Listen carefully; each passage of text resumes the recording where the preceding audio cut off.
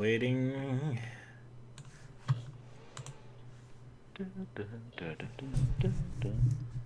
And we should be live. Hello, everyone. Welcome in 2023. Happy New Year! Yeah. Oh. Happy New Year. We're back. I'm back with a regular episode finally after a long time. Sonic X and Sonic Fleetway. As it should be. And we just had a comment from Rhino. I'm glad we're back at talking about a show where Sonic's personality isn't being a needlessly dumb to give him a forced character arc. I guess someone doesn't like Sonic Prime. Poor Sonic Prime. Anyone wants to talk about Sonic Prime? I mean, that's also a TV show running now. I still haven't finished all episodes yet. I'm like 5 episodes in now. You want to say something, Melting Man?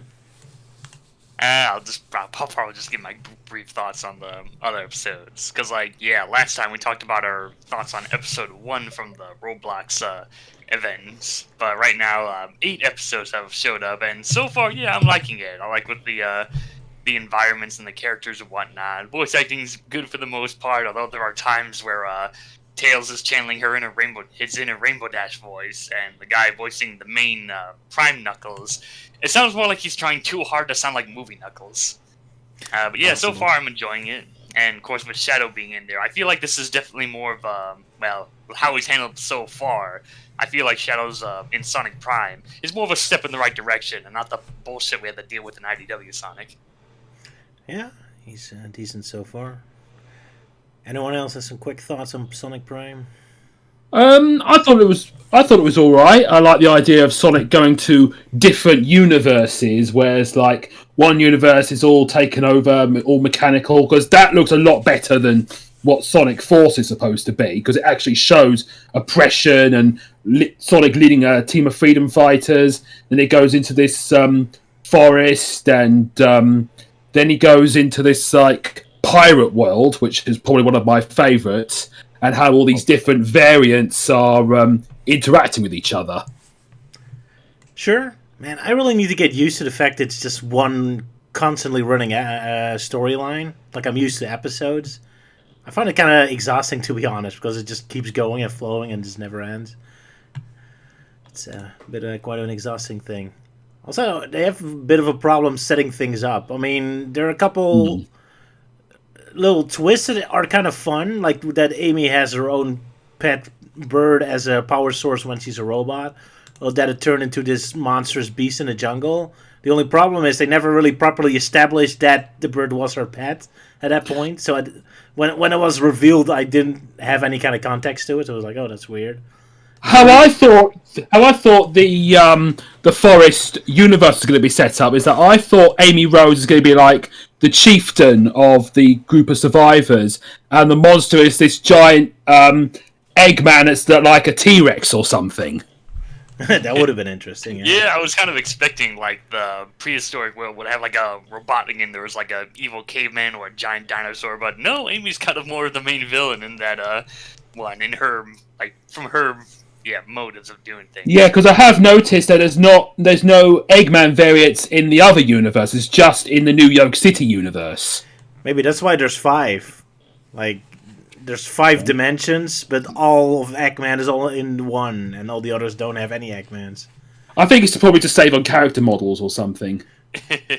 I think that each dimension would have had an Eggman, but it just all got stuck in New York City for some reason. It's my theory. But we'll see, I guess. Yeah, also the whole deal with the bird being associated with Amy and whatnot, I'm pretty sure that's supposed to be like Birdie from Sonic Adventure. So if you played that, then you already know what the bird is. Well, sure, but even so, you still need to kind of like focus on that or establish that properly. But yeah, whatever. We'll do a proper dissected on it in the future. So now we just have a quick talk. I haven't finished all episodes yet, so. Maybe, a Sonic Prime Dissected, Now it makes you wonder, is that going to come out first, or is Sonic Movie 2 Dissected finally going to have its moment?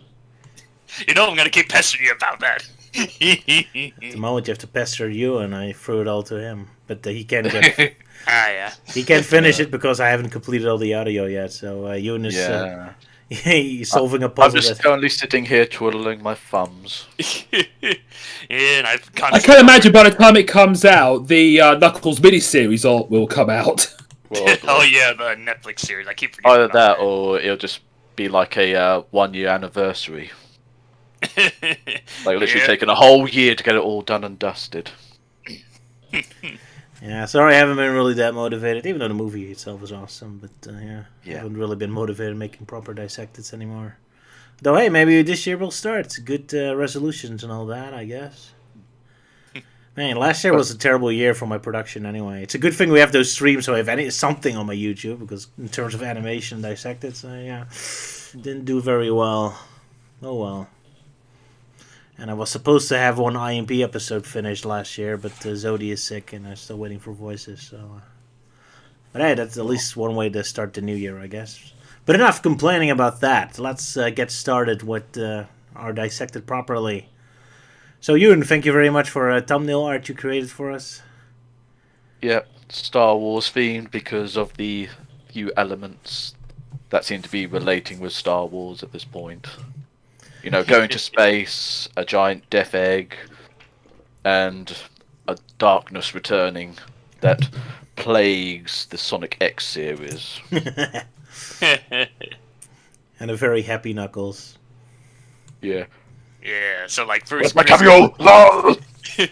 Yeah, Chris goes from taking Saruman's place for a while, and now he's become the Sith Lord. Of course. Sonic Movie Man. Somehow, this No, person no, returned. But yeah, it's very space themed because Sonic's finally going in space in season 3. Yeah, shall we get started? Oh, and by the way, the captain isn't here today. He is going to a convention, meeting a couple Sonic voice actors. So we'll see what happens there. Yeah, although I think there's another reason why he left, but we'll get to that later on. Traumatized. Dun, dun, dun. But enough of build up. Let's get to it. Sonic X episode 53. Season 3 begins. Anyone wants to do a synopsis for this one? I'll probably try, if I can remember. Okay, so what I can remember, it started off abruptly with Super Sonic taking on this strange, evil, shadowy creature, the robot person that wants to destroy Super Sonic. Then Super Sonic just sent away all the Chaos Emeralds, and he just crashes himself down into the planet. Meanwhile, Tails, Amy, and Cream decides to watch a meteor shower, which gave me a bit of anxiety after playing Sonic Frontiers, if you know what meteor showers do in that game. Especially with that stupid slot machine in the way. Yeah. If I remember correctly, there's like this huge thing crashing into the ground, and they find this little girl, this little green-haired little girl. Let's take her to Cream's house, and who turns out to be Cosmo, because he's saying like, "Oh, there's this evil coming. It's gonna kill us all." Meanwhile, Sonic is completely unharmed but unconscious, and is discovered by Eggman, who's been out jogging. It's like, "Oh, okay, I'll just take you into my house and recuperate him a bit." It's like, "Hey, Sonic, I've saved you," and Sonic just runs off.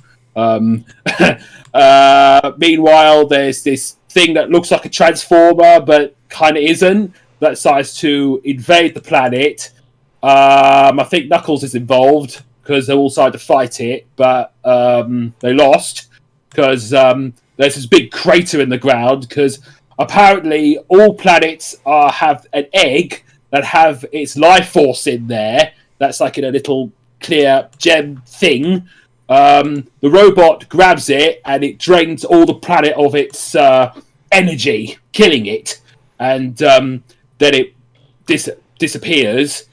And then they all go to the Master Emerald because it's giving off weird signals, and they see someone coming through it, and who should come through it but Chris bloody Thorndyke?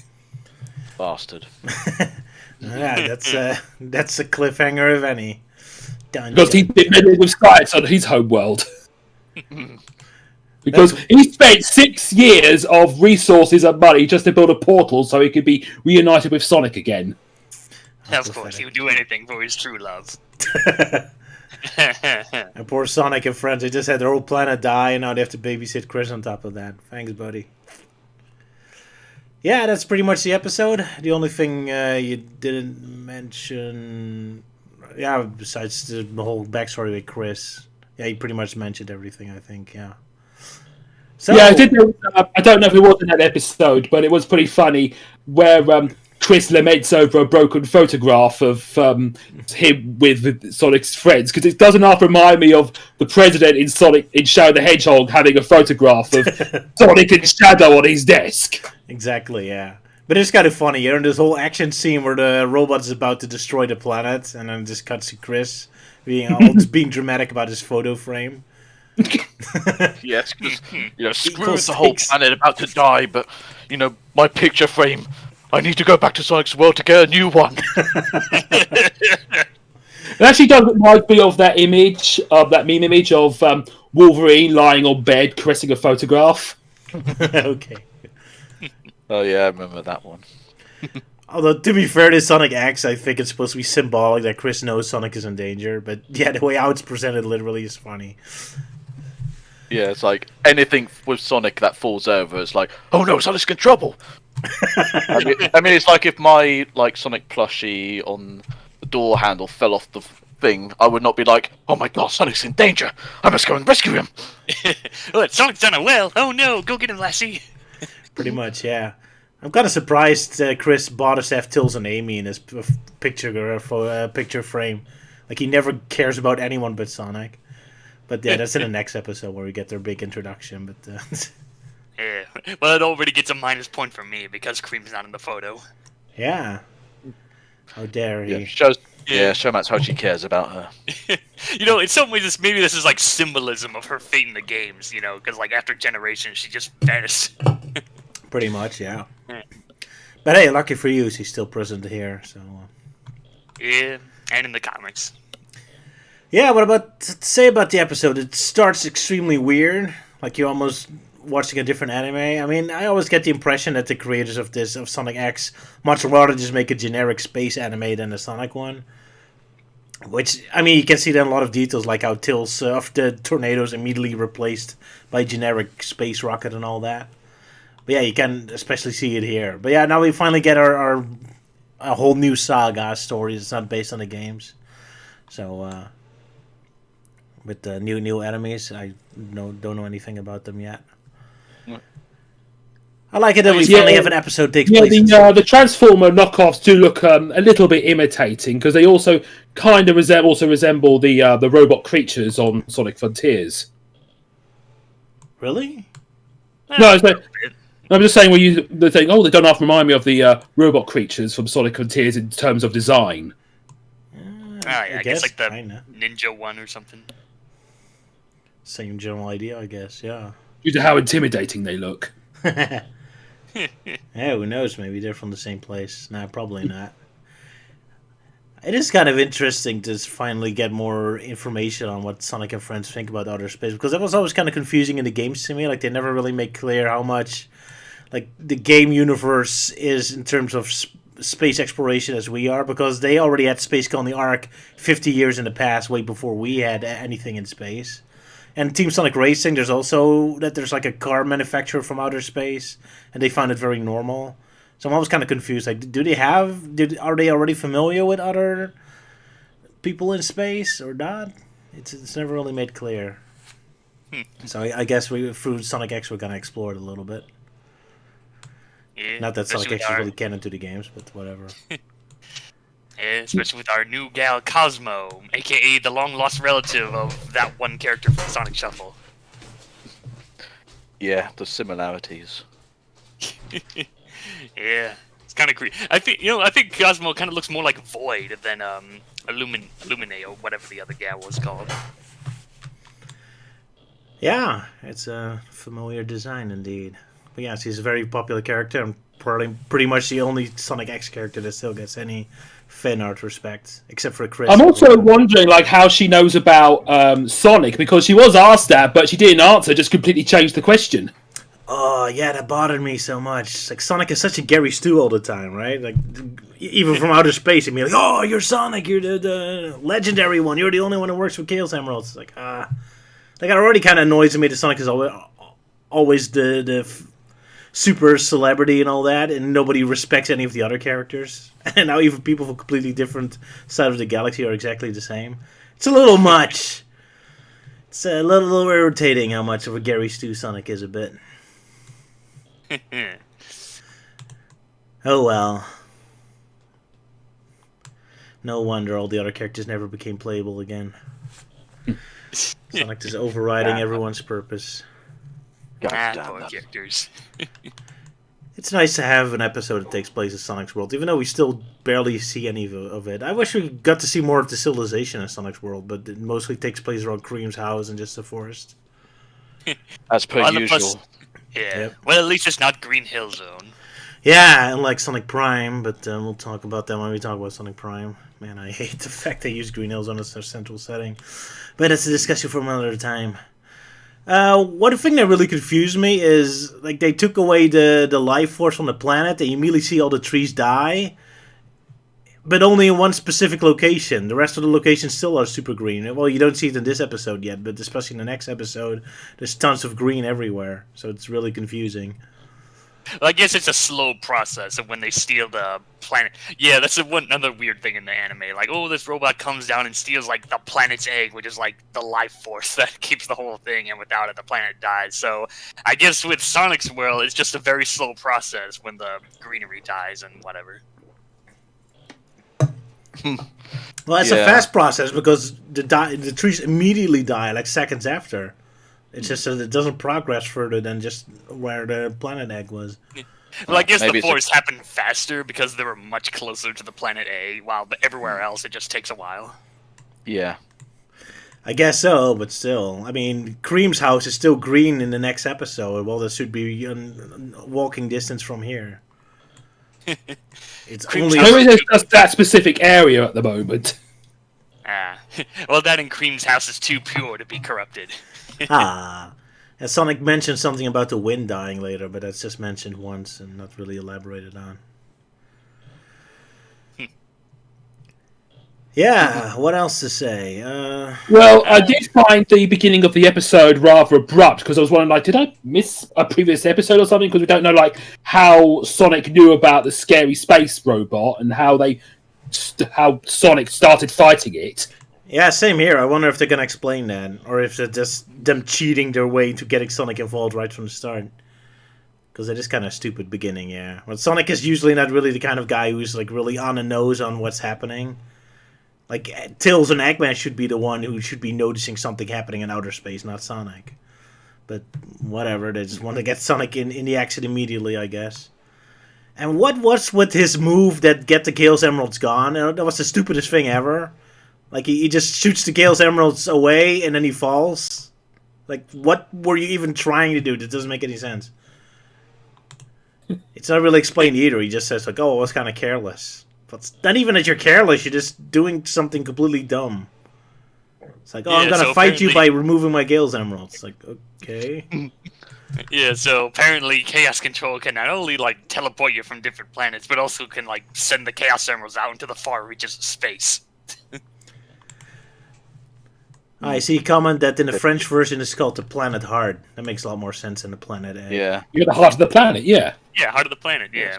Or the planet's core. Yeah. At first I thought he was referring to the name of Sonic's world. I thought, oh, finally Sonic's world actually gets a name, and it's not Sonic's world, but it's Planet Egg. Like, no wonder Eggman wants to take over.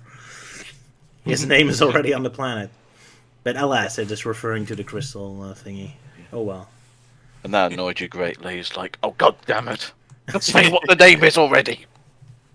We'll never find out, not even here, even when it's about space. Speaking of Eggman, that jogging Eggman, that's now a thing. Because, yeah, apparently he does exercise despite his body type. Fair enough, I exercise a lot. And he was kind enough to take Sonic in and look after him. He has a complicated relationship with him, I guess. And of course, later we find out he did do something nefarious too, but that's for later. Exactly. Yeah. But yeah, I love seeing Eggman doing little mundane things like this. Also, I love the fact they're not breaking the fourth wall anymore all the time. It's like, so far, all the episodes have been very straight. Well, for now, anyway. I imagine later on there might be some moment in the Japanese version where they break the fourth wall, but I don't know. It's been a while since I've seen the Japanese version. We'll see, I guess. But here it wasn't present at all, so that's good. Of course, you got to point out how this episode was gave us the classic scene with, like, Knuckles is like, "Oh, Sonic, you need to use the Chaos Emerald." It's like, "Oh, well, actually, I kind of threw them out into space." What? Exactly? Are you crazy? And that just kind of became a meme for a while. The whole, "Are you crazy? What are we gonna do?" Yeah, I got this picture with Knuckles just being blank faced. Say what? Say what? What you talking about, Sonic? But I'm fully with Knuckles. Like I said, like, his move doesn't make any sense at all. Like, it's not even like an attack that missed or anything. He just literally does nothing but just shed away his emeralds and then fall down. Like, what were you even trying to do, you idiot? I'm starting to think this is the episode that was the inspiration of how Sonic somehow survived his fall from space in Sonic Unleashed. I guess he did fall from space here too, although he was still kind of super while he was falling. Yeah, he is pretty indestructible when falling because he has no falling damage. Yeah, I guess they represent that from the video games. Fair enough. Yeah. Only when it's an endless chasm, I guess. With spikes. Yeah, I think that's about all we can say about this episode so far. Well, one thing I forgot to mention was, we see the X-Tornado in action when they're fighting off that robot that's stealing the planet's egg, and for some reason it's painted gold now instead of silver. I'm like, wait, when did that happen? Yeah, that is kind of weird. I thought it looks kind of better. I love the scene where Cosmo just opens the door and just jumps out of the plane. That was kind of fun. Yeah, commit suicide! He's so impatient, she doesn't even let us land the plane. Like, nope. Either that, or she read the script, realizing, oh crap, Chris is going to come. I must commit suicide right now. Yeah, Alas, so she sees Sonic and jumps out and uses her dress pedal thing as like a parachute. I can imagine she'd be floating down and is like, "I'm Mary Poppins, y'all." Probably. That was fun. Also, when you think about it, with the whole Transformers thing, with how the Meta-X look, you could say they are working on a similar scale to that of Unicron, who go to different planets and draining their life force. Well, somewhat. Except Unicron just eats the planet. Yeah, they could be like devouring the planet of its natural resources as well, killing all civilizations. Yeah, Sure. pretty much. But yeah, typical space robot shapes. Yeah, Japan loves their space robots. So yeah, if Sonic ever gets a Transformers crossover in IDW, then they really should to bring these guys back, I guess. Well, I'm still waiting for, I'm still kind of waiting for, Hasbro to make the Sonic movie crossover with the Galvatron toy model. Uh, To be Don't do that. And well, it's a possibility because like the truck that Robotnik drove in the first movie is basically Galvatron. Is the truck mode that they use? They just touched him up. Oh. Well, yeah, I was about to say, Roger, hate to break this to you, but IDW lost the license to Transformers at the end of 2022. So yeah, no Sonic and Transformers crossover. I'm behind the times. Yeah. Oh. So this is probably the closest we'll probably get, like what would happen if we have Sonic fighting Transformers. Pretty much, yeah. Yeah. Someone in the comments asked my opinion on Sonic Frontiers. I like it. I just find it a little empty, but generally speaking, it's pretty good. But back to on Sonic X. Yeah, so we got the Planet's Core and got all the characters and everything. Yeah, surprisingly, I haven't seen that much differences between the English and Japanese dub so far, at least for this particular episode. Yeah, it's pretty much establishing everything for the rest of the season, so can't really miss anything, I guess. Yeah. Oh well. And the beginning was slow enough, so I guess that's where they saved their time. Because that's also a problem with 4Kids. Their episodes are shorter, I think. Because they have to cram in more commercials. Gotta cram in more commercials and cut out things that are too fillery or too better, and of course stuff that just don't work, like the whole bit with Knuckles chasing Deco and Boko into a harem room. Obviously, that was too saucy for 4Kids to handle. And we're about to get something else saucy that 4Kids removed, but that's set for 2 episodes later.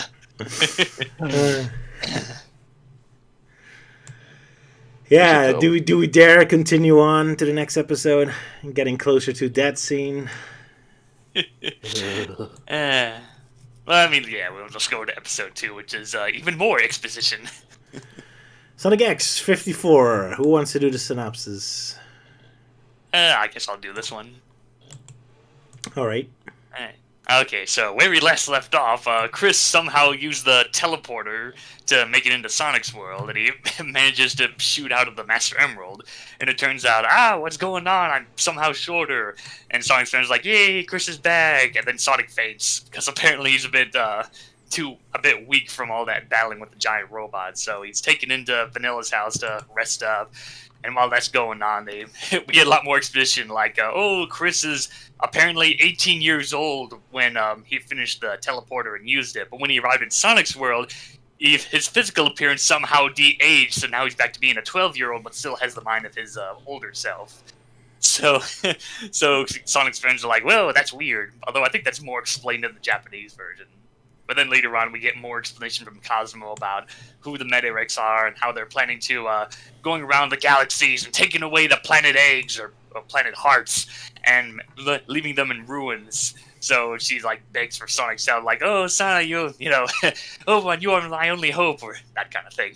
So everyone's like, "Okay, we're gonna help you, Cosmo. Yeah, we're gonna stop the Meta-Rex." So they decide to go off into space, and it turns out that Tails has been working on a spaceship, which is called the Blue Typhoon. So while they're getting the preparations ready, Amy and friends go off and get some food. Knuckles is off doing his thing protecting the Master Emerald, and Rouge is eavesdropping on some info.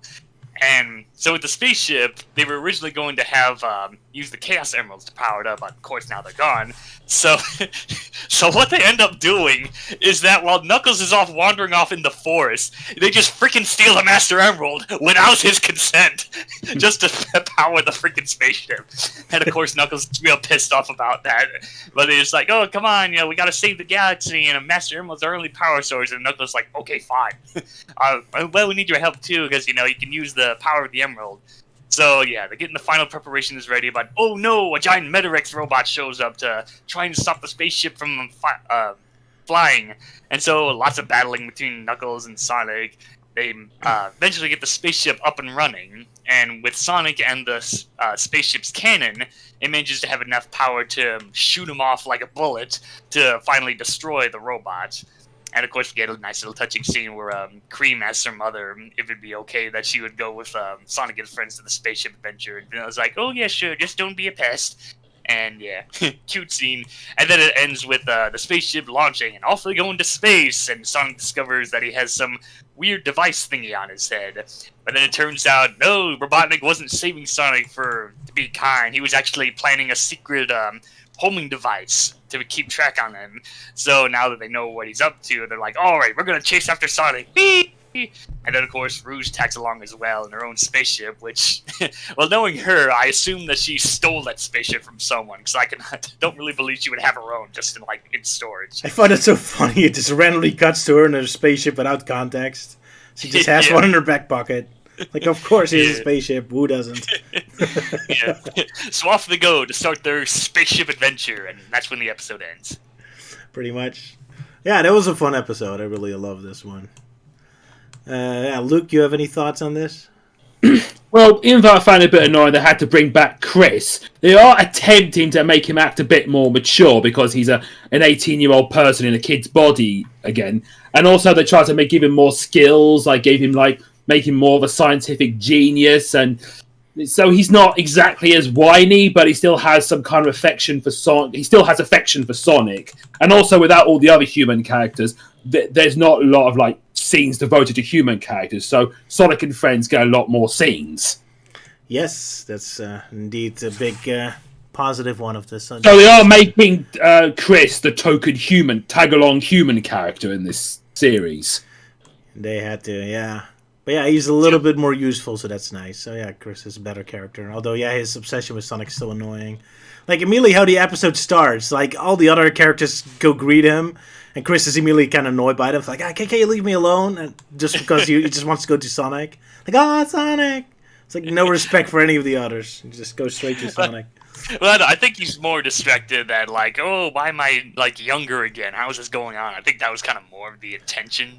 But yeah, the whole Sonic bit, yeah. I think it would have been brilliant if they kept Chris in his 18-year-old body and he wears the same clothes he wore when he was 12. Yeah, but alas, I guess younger Chris is just more marketable than older Chris. Yeah, I would have preferred if he was 18 years old too, yeah. Would also make the scene in the next episode a little less awkward. But that's for that's for then. Yeah. But yeah, like I said, almost the entire episode is very green, so I was kind of laughing. I'm like, oh, this planet still looks pretty good for a dead planet. Yeah, what to say about this episode? And also, I like it how near the end they're going for more like a Star Trek thing, because like the Typhoon is a little bit like the Enterprise, but it's also like this other anime called, I think it's called Space Battleship Yamato. I don't know if you heard about that. I heard about the name, yeah. Yeah, it's a very epic ship. I'm shocked. It's not just a tiny ship. I kind of love there's like palm trees on top of it. Like, do they survive in outer space? Apparently so. Yeah, and the Master Emerald is a bit like its warp core as well. Yeah, that's pretty cool. I hope we get to explore the spaceship. Looks kind of fun. Yeah, and also like poor Knuckles gets press ganged onto be in the crew. Yeah, it's so funny how random it all is. Like, Tails just happens to have this giant spaceship in his garage. It's like, oh, just in case, you know.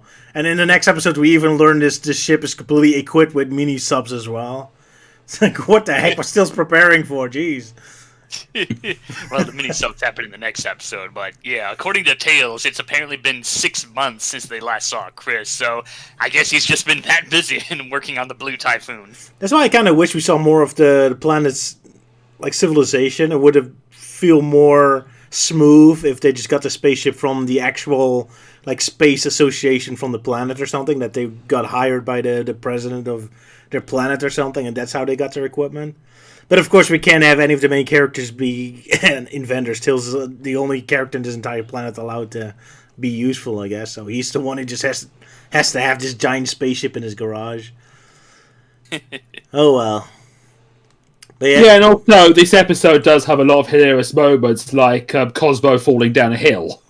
Yeah, they love making Cosmo clumsy in this episode. She's constantly falling. And it's also pretty hilarious when Cream goes, "Mum, I'm going to go into space on a dangerous mission," and his mum's like, "All right, don't forget to write." She's used to it by now, I guess. Yeah, in fact, speaking of that, there's like that scene with Vanilla, where like, you know, Chris shows up and his clothes are like way too big because it's from his older body. So Vanilla apparently, well, no, it's kind of weird. Like in the English dub, she says something like, "Oh, these clothes should fit perfectly. They look just like your old ones." So it's kind of weird. It seems to imply that Vanilla somehow stole Chris's clothing before they left his planet. Or just randomly happens to have the exact same clothes completely for unrelated reasons. Yeah. It's just universal. I haven't been sniffing them! No, I haven't! Oh, God.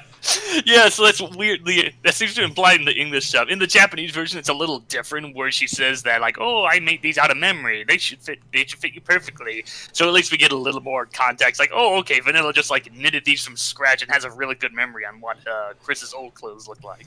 And happens to have the same material on this planet. Lucky Chris. Yeah, same cloth and everything. Yeah. But yeah, Vanilla, best bunny mom. although I wish she didn't sound like an old granny. That's kind of the downside of poor Vanilla.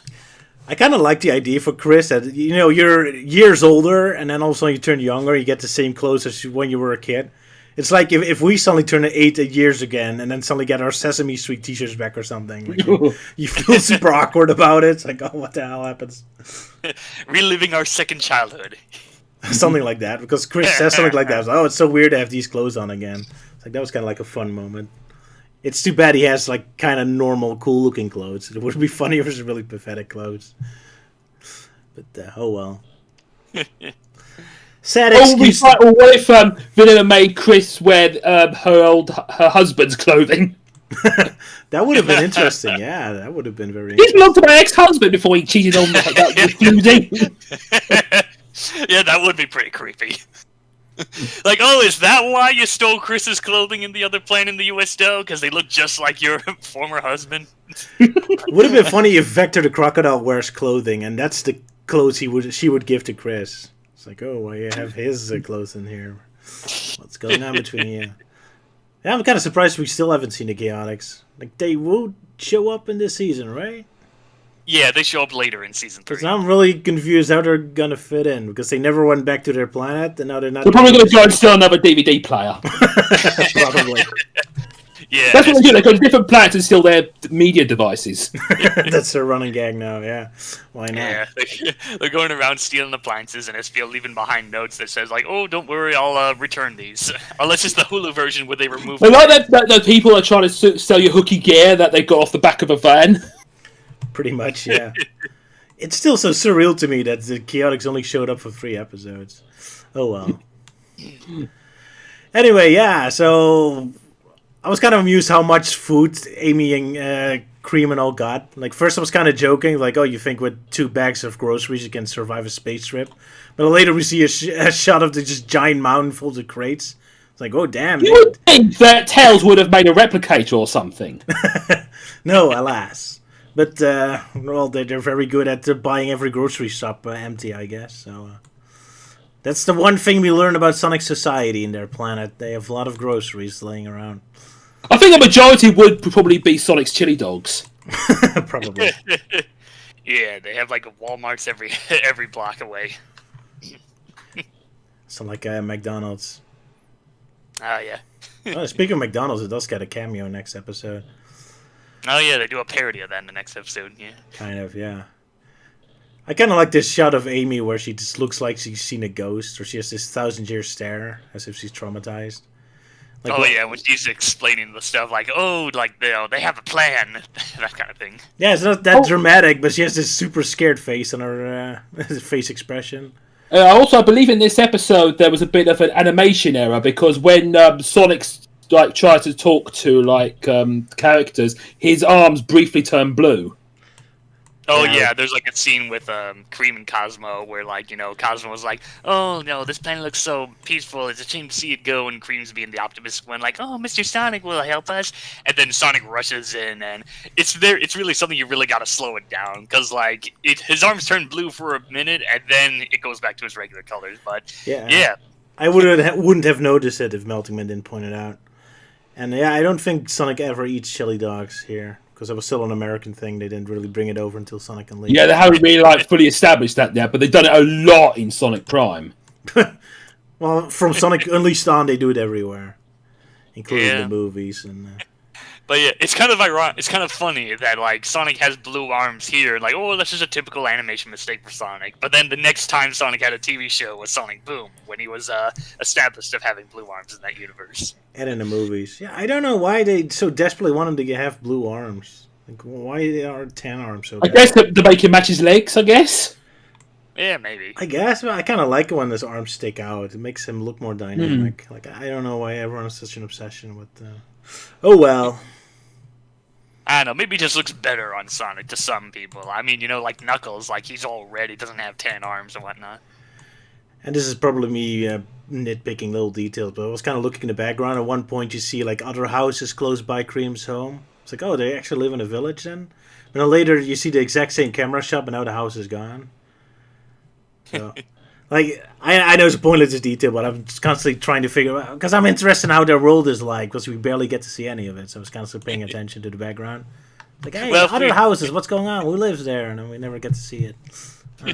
What if it's like cut to like the shot of the houses next to Cream, and then the next shot they're gone? I guess that would imply that yeah, the planet really is dying. The houses are magically disappearing without the egg's power. Ooh, that doesn't bode well for Vanilla then. Speaking of the egg thing, I have noticed inside it is like a little galaxy. So there's a galaxy inside a planet. Yeah, it's weird how they designed the planet egg or heart. Like with Sonic's world, it's designed to look like a translucent soul emerald, but there's like a mini galaxy system inside it. So it's kind of odd. Very odd, yeah. Oh well, I don't know how planet energy looks like. And Japanese love that, don't they? It's like in Final Fantasy VII as well, and other things. Oh well. So, but yeah, I love the idea of them stealing the Master Emerald of Knuckles. I was kind of shocked at such a rude thing of them to do, such a blunt thing, especially since it's Chris who came up with it.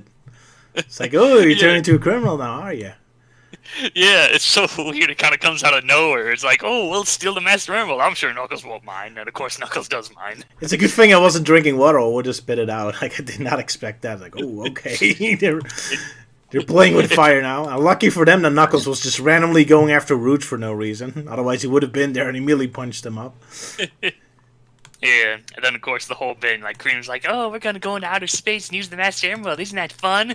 And I think it's just funnier in the English dub where Knuckles is like, oh yeah, sure, that's just peachy. While the Japanese version is just more of a dry, like, oh, you assume too much, that kind of thing. I always love how when they start explaining to Knuckles, they just talk in non sequiturs. It's like, I never said I'll let you borrow it, and Amy just, we're going to outer space. It's like, that doesn't, that's not a response to anything he said. Yeah. She's just suffering home. Poor Knuckles. Yeah, then gets like beaten up by all the gals, and Knuckles like, Sonic, help me! It's like, I'm sorry, Knuckles, I don't want to. Was it? Yeah, in the Japanese version, it's like, oh, sorry. There's nothing scarier than a woman's rage or something. Are you sure you feel sorry for Knuckles? I'm willing to bet you want to be in his position. Getting Amy, Cream, and Cosmo to touch you there. Well, not beaten, not glad.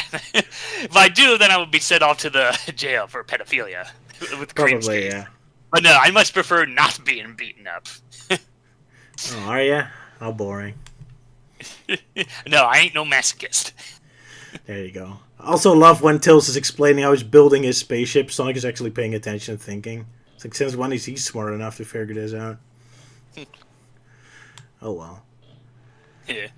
Oh yeah. Now that you mention it with the whole joke thing, that does kind of remind me of something that happened in the previous episode where Cosmo was like, oh, I need to find Sonic, I need to tell him something, and Amy's like, well, Sonic's my boyfriend, and Cream's trying to hold her back, like, oh, Miss Amy, please calm down, and it's kind of weird. I'm sure that wasn't intended, but for some reason, like, her hand is, like, covering, like, you know, pressed up against Amy's breast to, like, hold her back, and I'm sure, like, yeah, she's shorter than Amy, but I don't know, that seems a bit suggestive of, you know, putting her hand in that area.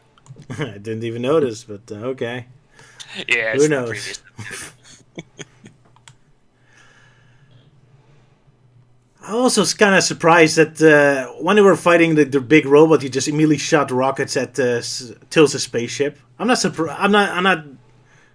I'm not used to enemies actually being smart like that. It's like that. It just immediately like skip fighting Sonic and Knuckles, just immediately try to blow up the spaceship. That kind of took me by surprise. That the enemies are much more sharper and faster this time. So far this season seems to be very well written. Like the episodes are filled with the pacing is good. The characters are very quick on their feet and making quick decisions, being kind of smart. I kind of like it so far. Yeah, I'm also wondering if it's probably coincidence that this whole arc of them going in a spaceship, going to different planets to find Chaos Emeralds, inspired the second half of Sonic Chronicles, where they all go into a spaceship and they go to different planets to find the stuff. Probably. I wouldn't be surprised. Oh, yeah. I mean, even picking up all the Chaos Emeralds in each planet seems to be kind of like it. I wouldn't be surprised. I mean, they pick more cues from the TV shows. I also kind of like how every character is actually useful here, because that was one of my complaints with Sonic X so far. That usually only one character gets any kind of focus in the episodes, and it's usually Chris. But here, even when a character isn't the main character, they still get some cool moments, like Knuckles digging the hole around the robot, making him crash down. Like that was a pretty awesome moment. Even though Knuckles isn't really a focus in this episode, and Amy has some awesome moments in the next episode, even though she wasn't the main character in the next episode either. So there's a lot better balance going on right now. So far, I'm very impressed by the new Sonic X episodes. Yeah, and also when the episode ended with them going into space, I immediately had the theme from Star Trek: The Next Generation in my head.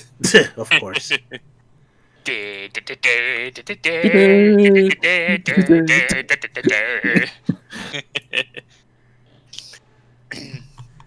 Sonic the Hedgehog in space.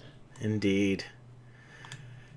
Yeah. I'm Sonic. I'm a doctor, not a mechanic. Beam me up, Tails. It would be fun if he actually got more Star Trek scenes. I actually saw them living in the spaceship. Will they ever show that, or is it just constantly adventures on planets? Well, I think we get a lot of scenes where it's just Sonic and the gang hanging out in the Blue Typhoon, since it's their big flying fortress and whatnot. So there's scenes where they're just chilling out or doing stuff, especially with one scene with the Chaotix, but that happens in a much later episode. Okay, I'll see it when it happens. But man, instead of Star Trek, it reminds me more of Skies of Arcadia, if anything, since they all look like pirate ships. But that's a whole different thing. They're space pirates. There you go. Well, they did when they go into space eventually in Skies of Arcadia. And of course, Chris gets his romantic scenes with Sonic again. Of course. Very Especially with him, like, saving Sonic at the end. Like, oh, Sonic, I've got you! After he defeats the giant robot. And they do that whole slow motion of them, like, grabbing onto him. That was so creepy. Yeah, that bit. Sonic, my love! They overdo it. Like, okay, I get it. You like Sonic, and he's supposed to be the audience stand-in, so we were supposed to like Sonic. But man, they really overplay his love for Sonic all the time. It's just creepy. Especially in the Japanese version, where he's constantly yelling, "Oh, Sonic, Sonic, Sonic!" While in the English dub, his dialogue is a little more varied. Yeah, I mean, Amy is already like kind of obnoxiously being so, but Chris is even worse than her. Like, how can you even outdo Amy at his worst? It's really impressive, dude. Yeah, someone needs to find that out. Like, in the Japanese version of Sonic X, who says Sonic the most, Chris or Amy? Well, Chris is easily gonna win just in the amount of screen time he has over her. Oh well. I do love the idea of Sonic just being a cannonball of the shot. That's a pretty awesome idea. Yeah. They're being a lot more creative in how they're fighting the enemies this time. Not just, grab the super ring and kill them in one hit. They actually have to be a little creative this time. Yeah, I think it was kind of established. I can't remember if it was this episode or a previous episode, but yeah, Sonic does use a power ring, but it's not enough to take down the giant robot. So he has to come up with other tactics. Yeah, it was like some kind of red energy or something. Yep. Mm-hmm.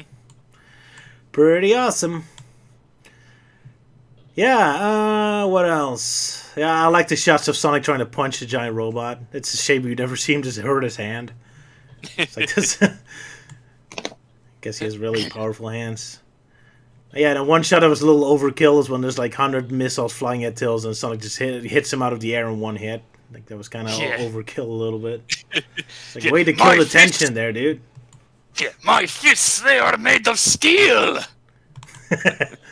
I also like this shot where Sonic and Knuckles are dodging those missiles. It's like they could fly because they were just kind of like floating around the air.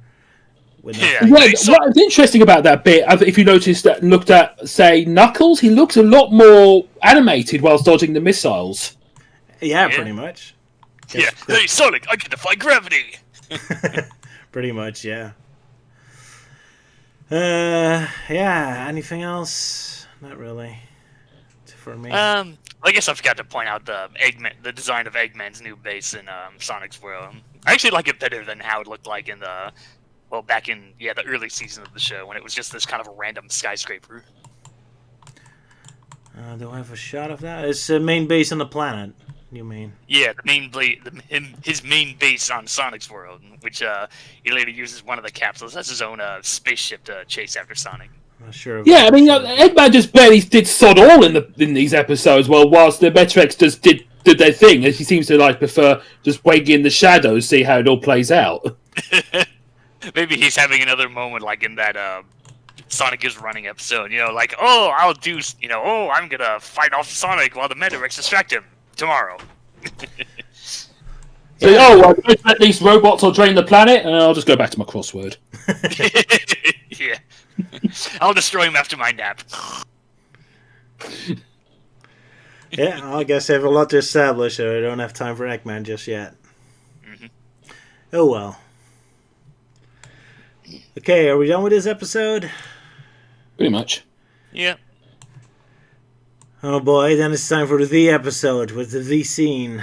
Oh boy. Oh, dear. The scene that's only in the Japanese version, yeah.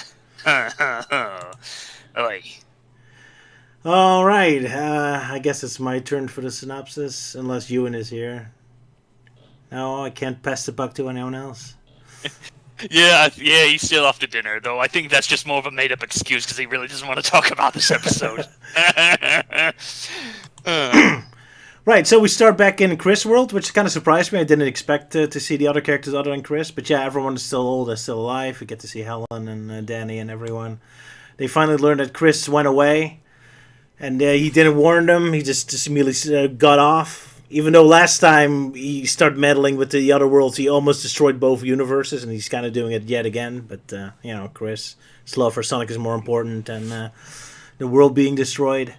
Anyway, the whole scene only has one purpose, just to show that Chris' parents completed their character arc, I guess, and allow Chris to be responsible enough to just kind of let him go. Meanwhile, we get our... sorry, Melty Man, you said something? Sorry, I just wanted to point this out. This opening scene always really bothered me. Like, we see, Chris and Danny and Helen, they're all older or whatnot, but Chris's parents and even Uncle Chuck, they look the exact same as they did before. They haven't aged at all. So I'm like, did Chris somehow invent some kind of device that de-ages their physical appearance? It kind of reminds me of, like, how in the Flintstones you got, like, Bam Bam and Pebbles as adults, yet, like, adult characters like Fred and Buddy, they haven't aged at all. Oh yeah, that's the same thing. They've been eating too much Flintstone vitamins to stay that young. They've been eating too much Fruity Pebbles. Well, to be fair, only 6 years passed, so I guess as an adult you don't change that much in 6 years. Yeah, because adults, I think, like, age a little bit slower during that time, in 6 years. Yeah, so I'll forgive them for Chuck and the parents not being too older, because it's only been 6 years, so I'm not sure. Guess they weren't that or maybe it's the Flintstone vitamins. They're pretty powerful stuff. Sure. Anyway, then we get our first shots of the spaceship's interior. At first I was kind of laughing because everyone's talking business while you just see Sonic in the background reading his comic books. But then later you discover his book is actually about space, so that kind of disappointed me because I thought it was funnier if you were just reading comic books. Anyway, yeah, apparently they have books that explains all the other planets they're going to. And now they're going to a planet, what was it called? Aqua or... Hydro planet? Even though it's a desert planet, apparently. Something. Hydro... It has a water name, but it's a desert planet, except by... Yeah, it's supposed to be originally desert, but it has a lower sea level. I guess so, yeah. But it's by happenstance, it happened to be flooded now, so then its name is finally proper again, I guess. Yeah, Hydro or something. It's a real shame, because Sonic was looking at that brochure. It's like, oh, wow, a dry planet, good for running around. And then it's all covered in ocean. It's like, oh, shit. I know he wants to go away. Yeah.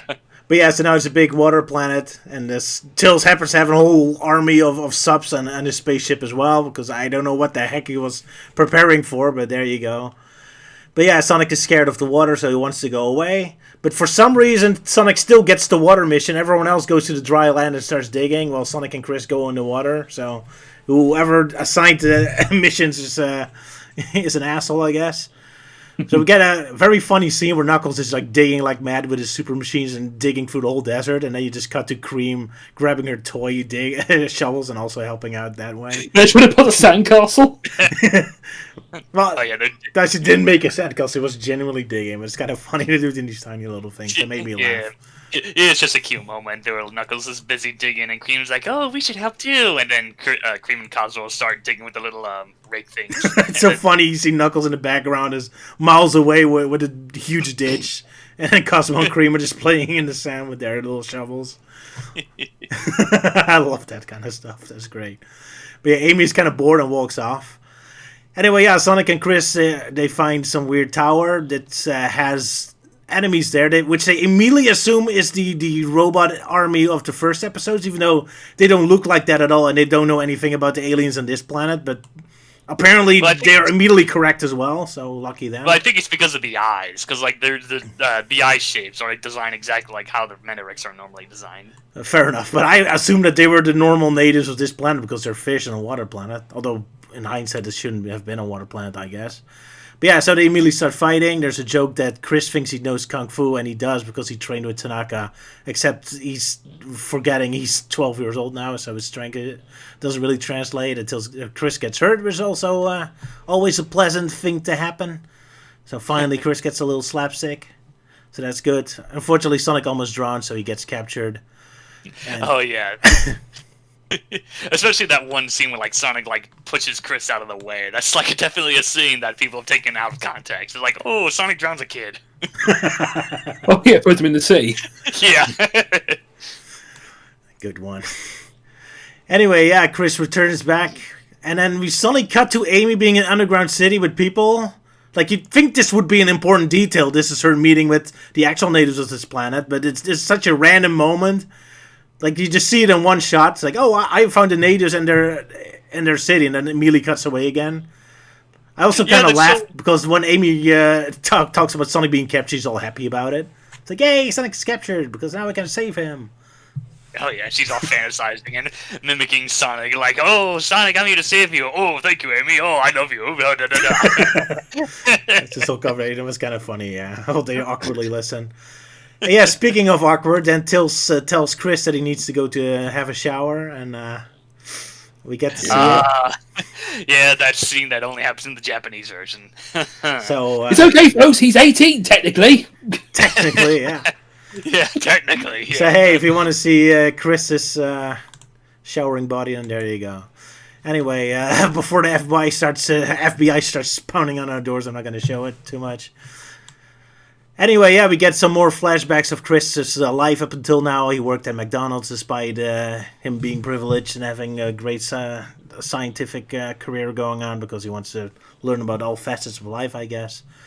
But despite him being much more mature, everyone still treats him like a kid because he still looks like it, and it kind of frustrates him, which, to be fair, is kind of like a cool concept. I mean, I'm sure we all have that we feel like we've grown up and much older, but some family members or your parents still treat you like a kid and just don't give you respect, so it's kind of relatable, I suppose.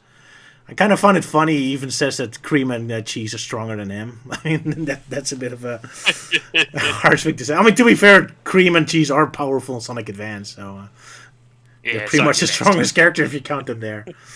Yeah, well, technically, cheese is the more powerful one. Yeah. Yeah, but cream has him under control, so dun dun dun. But yeah, never mind. That was kind of funny. Anyway, yeah, we get to see more future day Helen, so that's nice. And we learned that Chris was making new Sonic equipment even before he met Sonic, so I wonder if that comes in use later. Anyway, Chris decides he wants to be useful. We get to see Amy, and yet again a very quick glimpse of the people who live here, apparently including a guy who resembles Yoda from Star Wars. He looks like Yogurt from Spaceballs. Oh, Yogurt, even better, yeah. Yeah, I can imagine them showing off various like Sonic X merchandise, like Sonic X the flamethrower. Yeah, Sonic X the toilet paper. Sonic X the cereal. Oh, please tell me 4Kids got Mel Brooks to do that voice. Nah, they got like some. It's weird. Like in the English dub, it's kind of this like guy who's like, "Oh, it's too dangerous," that kind of thing. Not like a really deep voice, but it's more funny in the Japanese version because there the actor is trying to do a Yoda impression. I'm surprised they didn't do that in 4Kids. Maybe they were scared of copyright or something. Yeah, maybe. Still, that would have been funny. It's like, oh, dangerous these robots are. Exactly. Blinded by love you are. Yeah, it's so random. Like, I wanted to see more of the natives of this planet, but they only make it quick. And then he mentions something like Sonic X to search for more money. I don't know. Maybe the next episode. Who knows? Might get more frequently. But anyway, then we get a wonderful scene of Amy charging their hidden base. And this wonderful ironic side of Sonic being used as fish bait. Too bad Big doesn't show up in this episode. He would have fit great here, finding all the fish fishing. But yeah, Amy is pretty much a one-woman army and beats everyone up, which I really enjoyed seeing. Because always, Amy is supposed to be strong, but she's only used for comedy. So it's nice to see her actually get a whole full scene just showing off.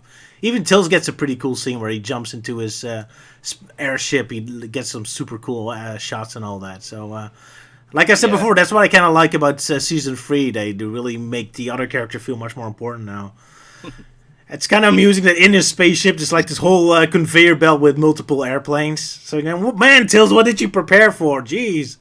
Well, he's prepared for anything. Yeah, apparently so. Aircrafts and he also has sex robots. Yes, Robotnik ain't the only one. What? What? He has what? I'm prepared for anything. I hope we won't find out about that.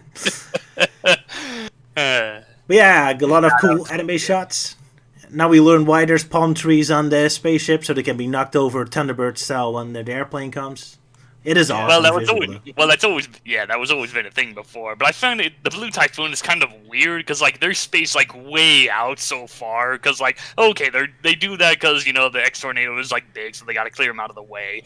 But the landing gear for that is like really big. So like, what's the point of having those palm trees knock over when the X tornado is clearly like 10,000 feet away from them?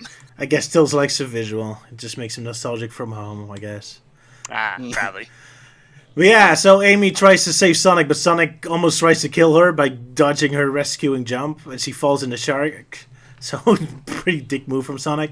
Not that it matters, because Amy just beats the hell out of the shark and just beats up everyone else, because Amy's pretty awesome in this episode. And you get this hilarious moment where Sonic's still stuck on a fishing pole, and Amy just drags him along. Man, I really love this episode. This is great. Especially when she breaks the fishing pole with her bare hand. It's like, jeez. She's been hitting on them steroids. Such an awesome moment. And then I can imagine it's like the fish from Sonic Frontiers wanting their revenge. Says, now it's your turn to get fished. Exactly, yeah. That would be great. I should remember that for a parody, maybe. But yeah, all of a sudden Amy is scared of a bunch of enemies, even though she's already beaten up 50 of them. I always love that in anime or video games when normal mooks you killed by the dozens are suddenly a threat. But then you get this other wonderful moment where Tills just says Amy's name, and Amy immediately knows she has to jump through the wall off to a cliff just to be caught by the airplane. She has supersonic hearing. So they just trained that. It's like, Amy, as soon as I call your name, just immediately jump through the nearest wall you see, okay? And man, I love this shot. This is one of the best shots ever. You have Amy looking super badass with her landing on the plane, all while Sonic is still helplessly dangling behind her on the fishing pole. Like, it's such a perfect mix between badass and stupid. I love it. For this reason alone, this is my favorite episode so far. Unfortunately, Amy's moments of badassery is over because her still keeping Sonic hanging on the fishbowl ends badly as it suddenly breaks off as Sonic falls to his doom, which of course gives Chris the moment to save him, giving him Shadow shoes for some reason. Yeah, I noticed that. Yeah, he gives him like hover shoes, but they look exactly like Shadow shoes, just Sonic styled. I guess Shadow inspired him or something. But yeah, that's what they showed up before, that the shoes Chris was sketching at the cafe with Helen, I guess. And all because of this one moment, Amy gets absolutely no credit for rescuing, and Chris gets all the credit immediately, so of course. Of course. So Sonic sounds like, thanks, Chris, you saved me. Good job, Chris. And Amy gets no credit. Poor girl. I'm surprised she doesn't have a go at Sonic. Like, hello, who do you think got you out of there to begin with? He doesn't care, because Chris is his one true love. Anyway, yes. Yeah, sorry? No, I'm just joking about Sonic being like, Chris, my darling. Yeah. That's nice. Anyway, apparently the heart of the planet, or the planet egg, they retrieve it, even though I thought the robots were taking them into space away from the planet, so I'm not sure why it's suddenly here. But yeah, I think it's implied that the planet's egg was inside that big boss robot, so it's like a video game moment, like, defeat the boss and get the MacGuffin thing, and now it's restored, yay! That was so confusing because they didn't establish that, and the only other planet egg we see was taken into space. But yeah, Sonic kills one of the enemies, and that retrieves the planet egg. So now all the water is gone, and the people are saved, which, once again, we get the people in a quick cameo, and we immediately cut away. Yeah, because the Meta X's, endgame here is a little bit confusing, because you don't know if they want to conquer it or destroy it. Yeah, it's kind of confusing now, because you'd think they want to use that power for their own planet or something, but apparently they're just dicks. They steal away the power and then just keep it on the planet just for shits and giggles, I guess. Oh well. Also, there is a bit of an animation error in the scene where we see the planet Egg in the ocean. As like the camera zooms in, you can actually see there's like a blank space. So I guess they didn't frame that image properly. Oops. Oh well. Yeah, because they made it a Dutch angle, maybe that's why it's. Oh well. Yeah, maybe. I can't say anything about it. I make so many mistakes myself. Anyway, we cut back to Cosmo sunbathing. Guess he's too tired of digging, and Knuckles have destroyed almost the entire desert by now. And it's all for nothing because then Cream just spots the Kills Emeralds laying there, so they never had to dig. They just had to look around, I guess. So they get to it. Chris gets praised that he's awesome, and that pretty much ends the episode as Sonic finally gets to run around. The end.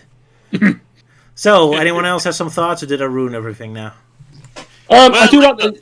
You can go first, Milton. Okay. So like the whole bit with like Amy like encounters the locals like comes out of nowhere. Like I was expecting that to be more like there's some kind of deleted scene where she would encounter them in the Japanese version, but no, it's in both versions. It's just Amy just shows up in this random bunker. It's like, oh, who are you? It's like, we're villagers of this planet we are. It's like, oh, that's nice. What convenient this is. I can imagine like that scene. It's nothing. It's just literally like, oh, here's people, and then cut away. Sorry, Luke. I can imagine, you can see in that bit, Amy was saying like, oh, I know about Sonic being captured because these locals told me, but I can imagine the locals saying, no, we've been here the whole time. And also, I do like the design of the Metarex fish creatures because they do kind of resemble the Sharkicons from the Transformers movie. Yeah, they're pretty awesome design characters. But man, this episode loves beating them up because they get beaten up by the hundreds. This is the most violent Sonic X episode yet. Thanks to Amy and her hammer. And I think it would have been cool if Chris did actually like beat him because it would have been totally cooler. Instead of just like, my hand! He tried. Yeah. That's so funny when you get this question mark, like, huh? Like even enemies don't know what he's doing. Yeah. Like, what the fuck you doing? Poor Chris. And also, like at the very end, you get to see like a water planet being slowly turned into a desert planet. But usually, that's usually seen as a bad thing. But here, it's like, oh, it's actually a good thing. It's very weird, yeah. Yeah, that does kind of seem to contradict Cosmo's statement about how, like, oh, the planets are in ruins and whatnot, and we see, like, galaxies that are, like, turned into, like, desert sand. That's a good point, because usually water represents life. That's why people were excited that there was water on Mars, because if there's water there's possibility of life. Yet here they want to remove all the water, so... Yeah, so instead... Just want to lower the water level down a bit. Yeah, so instead we get this planet like, oh, the planet Egg's taken away, and then the water level rises, so now the planet's turned into water world. It's really confusing, yeah. And I guess if we spend more time with the locals, they could have explained it a little bit, but yeah, the locals just have a couple cameos and that's it, so... Yeah, last minute additions we are! Pretty much. So we know absolutely nothing about how this planet works. But hey, at least we got to see a sexy scene with Chris showering, right? That's what it's all about. The scene that traumatized poor Euan. Now he has to go into therapy. Yeah. I mean, like, I was literally just trying to work on the thumbnail, and of course, then I like just randomly checked just to see what was happening, and it was literally just that moment of seeing Chris shower. I was like, what the fuck? Yeah, I mentioned a few times. Yeah, I mentioned a few times, like, I think the Japanese version is better, but even I think this is like a bit too much. So I think I remember when I saw this years ago, like first time watching it, and I'm like, whoa, what the hell? Well, anime really loved that visual to show people being like contemplative and thinking about their lives. I guess it's not really supposed to be sexy, but yeah, in our West, we don't look at it like that, so it's very awkward, weird. Yeah. Oh wow. What's an anime without a shower scene? Would have been nicer if it wasn't a small boy, but there we go. I do find it a bit funny. Like you get a shot of like Chris sitting at his desk, he's like trying to write something, and like you see like the something going off behind him. Yeah. In fact, now that I think about it, the whole shower scene with him, like, supposed to be him contemplating, like, oh, I want to be useful and whatnot, and I am. But I think we all know what he's really thinking. Oh, my. I want to impress Sonic with my skills, so he'll have butt sex with me.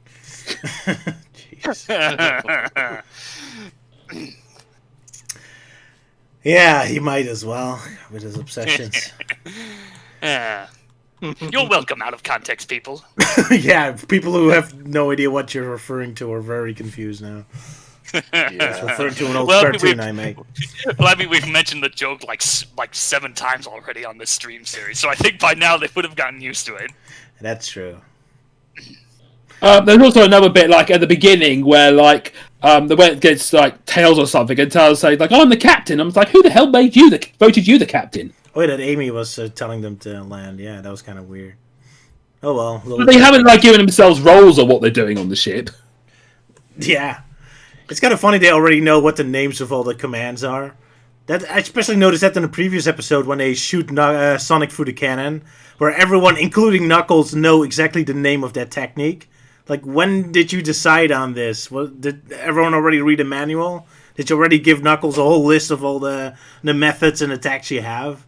I mean, I guess it's just a cliche in anime that they always call their attacks, but usually you assume they're in the army for years now and have learned it in the academy or something. But here they just randomly have a spaceship and fly it, and they already know all the names of all the attacks and all that, and they'll memorize all their techniques and their poses.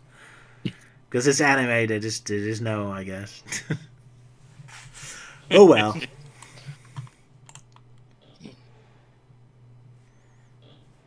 Yeah, it's always I kind of feel sorry for Knuckles. Like, he goes through like all the effort of pulling out his shovel claw and digging through everything, and even when the planet's restored, he's like still digging for the emerald, and yet it's Cream and Cosmo that find it. Yeah. Poor guy. I mean, to me, I was like, when I was watching it, I'm like, just imagine the irony if it was actually Cream and like Cosmo that actually found it, and sure enough, they did.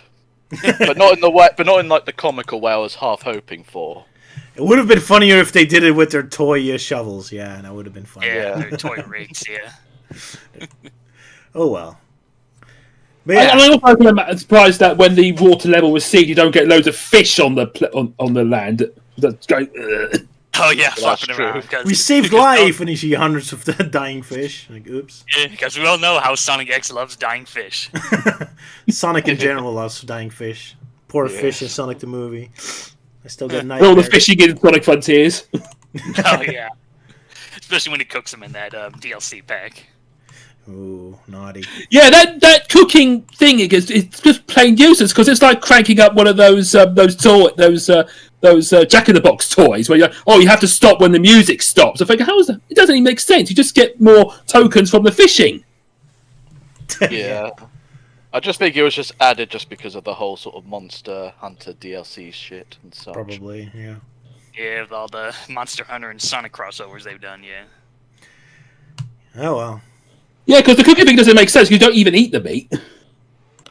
No, you don't? I don't have the DLC, so I have no idea.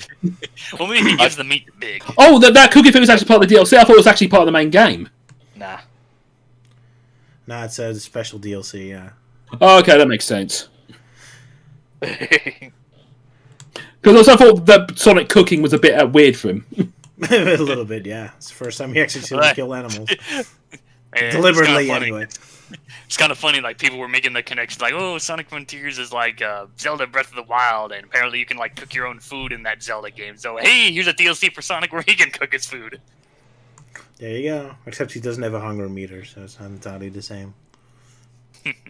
Okay. Okay, anything else to say about this Sonic X? Or shall we move on to Sonic Fleetway? Yeah.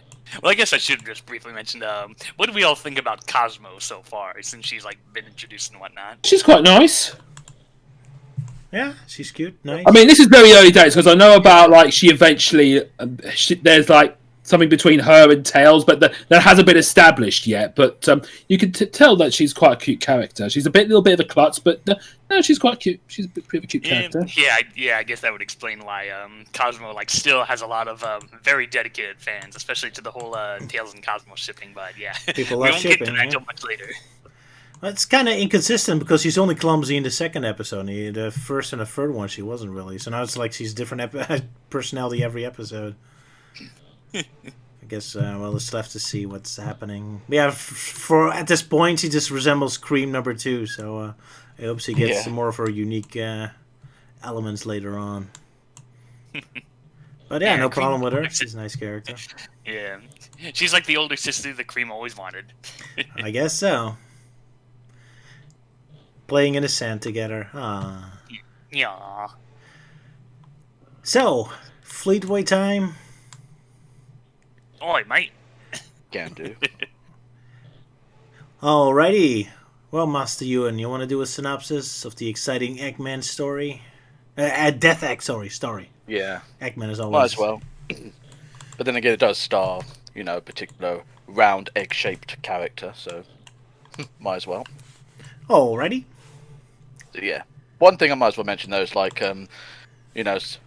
like the front cover, of course, being Valentine's Day and like Sonic being smothered with hearts, and yet this story's going to be very Not lovely. yeah, it's like a false sense of security. It's like, oh, there's going to be romance in there. It's like, nope, just death. Yeah, Robotnik's just so like, hello, Sonic, let me show you my love. Exactly. It's kind of surprising Amy doesn't even show up in his entire comic. Yeah. I think this was But going to yeah, be her apparently- magazine, but nope.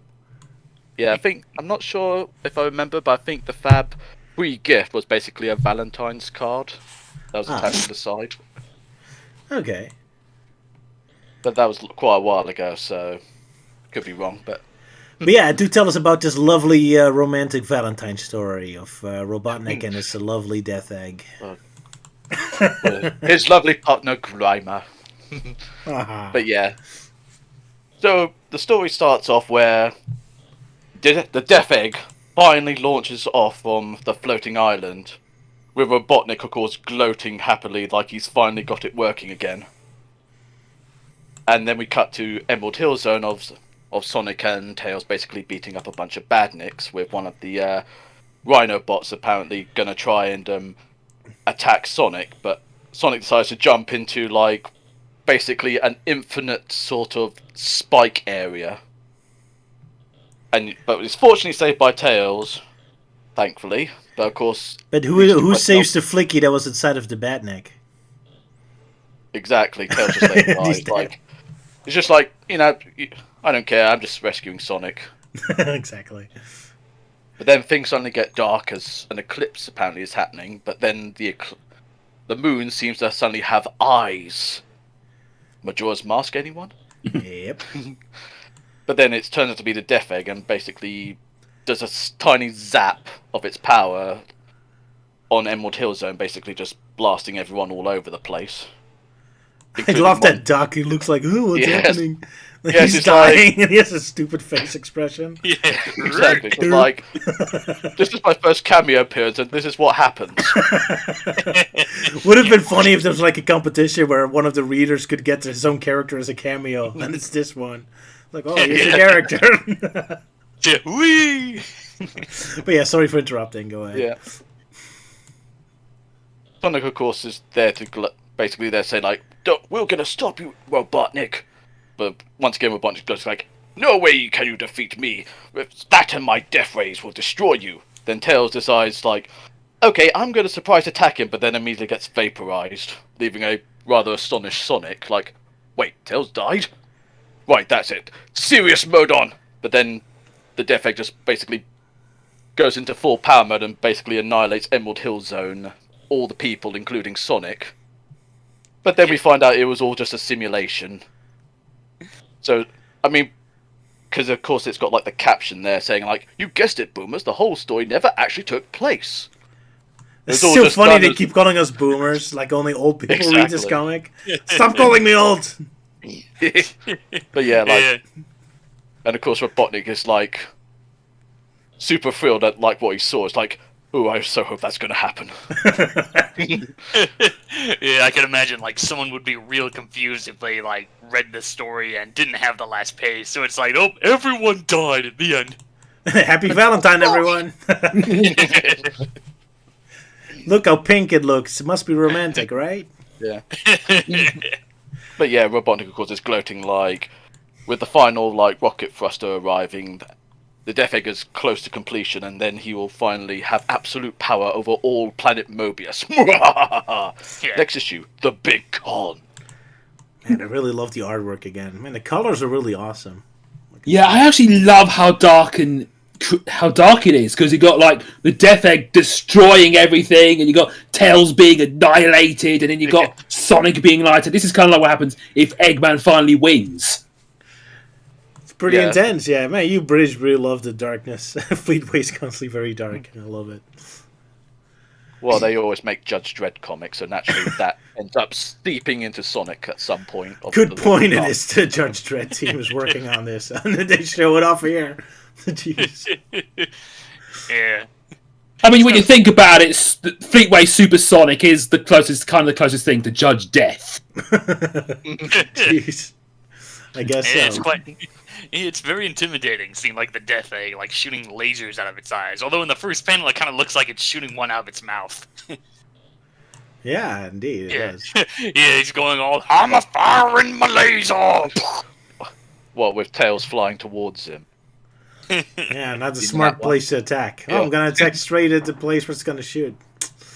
Yeah. You kind of ask for Hold that, on, Tails. Sonic, I'll defeat Robotnik. I'm a firing my laser!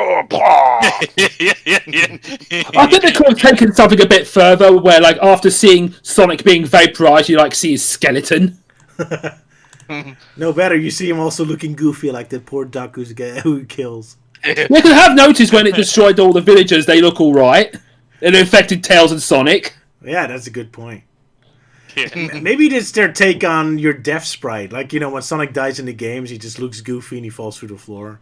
Maybe. I think it's probably a clue that it's a simulation, because it's only programmed to like what Tails and Sonic would look like when they're destroyed. But then again, like there's also some other bits that made you question, like, this doesn't seem right, mainly because the fact like Sonic is complimenting Tails more often as opposed to calling him like an idiot. Pretty much. Poor Duckman. Duckman, woohoo! Oh, no, the private detective Duckman, of course. Yeah. Or maybe that's Howard the Duck's cousin. Who knows? Or as a Brit, you could compare it to Ed the Duck, which was this puppet presenter we used to have on this on children's BBC. He was just a little puppet duck who just made squeaky noises. Okay. And he had a green mohawk because of how radical the early 90s was. Yeah. I definitely remembered having an old annual book of Ed the Duck. Yeah, same here. And his comic adventures. And I think I might have had an Ed puppet as well. He just squeaks, going, eh, eh, eh. You wacky Brits and your wacky British stuff. Oh, yeah. Okay, move on to the next thing. Oh, we got all this romantic stuff. I guess Amy does make an appearance here, but only in the fan art section. And Tails gets a new girlfriend. Kind of looks like Zoe from Sonic Boom, kind of. They're predicting Zoe. And again, Badass Sally. They really love Badass Sally for some reason. That's kind of interesting to see. Oh, yeah. When they still thought it was going to be a real character. Oh, yeah, Beta Sally, yeah. Yeah, beta version of Sally. But yeah, that one picture there of like Amy and Knuckles being like, "Oh, Knuckles, I love you." That's probably like one of the earliest forms of Knuckles and Amy shipping. Oh yeah. That's why I include it. I have to introduce every time something is internet-y happens for the first time. Even the Fleetway mascot gets a girlfriend, so that's nice. Mega Droid. Then Tails having Mega a Droid. girlfriend. Yeah, Tails having a girlfriend who's yellow, which I don't know. It kind of seems to like predict the future. Like, yeah, Tails would end up becoming yellow like later on in some games or some media. I guess so. But yeah, the next proper story is Enter the Cybernik. Who wants to do that story? Oh, I'll probably do it because this is probably one of the coolest characters in Fleetway Sonic. Okay then. Okay, but it basically starts off with this squirrel called Shorty who has a bit of a chip on his shoulder, arguing with all his mates. Then you got this drop shit coming in, who's like running up all these characters. Of course, the little squirrel tries to evade them. So yeah, but he notices all his mates being captured by the evil robots because they're saying like, "Oh, they'll make extra badniks." So they have to go and rescue him. So he sneaks on. Meanwhile, Robotnik sits on his chair looking very cheery with this like machine going, yeah. Well, it looks like he's toilet of destruction. Well, especially considering the fact like he's got like gun turrets on his like console machine for some reason. It's like, Yeah, or maybe he's just constipated again. Prepare for maximum shitting. here comes the next shit post. Anyway, the captured villagers get taken to this processing plant with the squirrel called Shorty trying to make his move to rescue his friends. And we see like how all the villagers get processed and put into the badniks, and then Shorty goes, "Right, I'm going to kick you right in the face." So he tries to destroy the computer, but Robotnik says, "No, you can't. He can't be stopped." And then so he grabs him and puts him into a very special machine called a Super Badnik, an unstoppable Cybernik force that even Sonic can't beat due to its powerful alloyed material. So he just crams him in, and so like as he's all wired up, he could never be freed from it because he's going to be a slave forever. And Shorty going, "No!" Dun dun dun. Wow, that's pretty dramatic. So yeah, that's where the story starts. But I love how even when the artwork is kind of bad, it still looks bad in an awesome way. We still kind of love it. Because man, Robotnik looks awesome here. Yeah. Well, that and the goofy sort of look of him of where he's just being like when Shorty comes out, it's like, huh? Yeah, that weird like, dirt. It's really awesome, yeah. But also like how Hopper's like looking in the badnik, like, huh? So I mean, at least with the Flicky's like passed out, but Hopper's there is just like, what's going on again? Why are you gloating? Anyway, they seem to do this thing where some of the citizens still think Robotnik's actually a nice guy, which kind of sounds interesting. It kind of makes you wonder how or why. But we never really... Because that would be interesting to explore. It's like, how does Robotnik get like a reputation where he actually does sound like a reasonable guy to some people? I mean, by the end of the day, like even guys like Hitler had like actually managed to sold themselves as legit leaders that are good for the country. I suppose, but I mean, there will be some bits later on that'll obviously bring up that sort of thing of where there's like a special sort of like group of like citizens that all follow Robotnik loyally. Yeah, we do get a story about that later, but he still doesn't really show why people fall for it because he's so comically, one-dimensionally evil. It doesn't really make sense here. Well, you know what they say: the one who shouts the loudest gets the most attention. I guess so.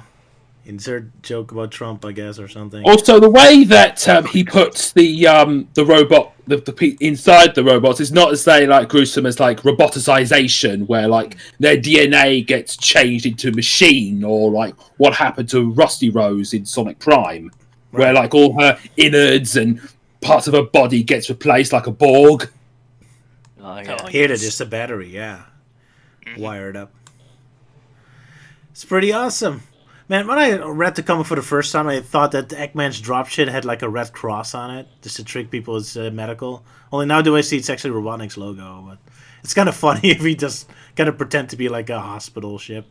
I come here to heal you. Now come over here. Let me put you in the that's kind of what they've done, like where they put in during the Second World War, where these people put into trains that's supposed to like, oh, we're taking you to a very special place. Ooh. Yeah, awkward. Don't know what to bring that up any further.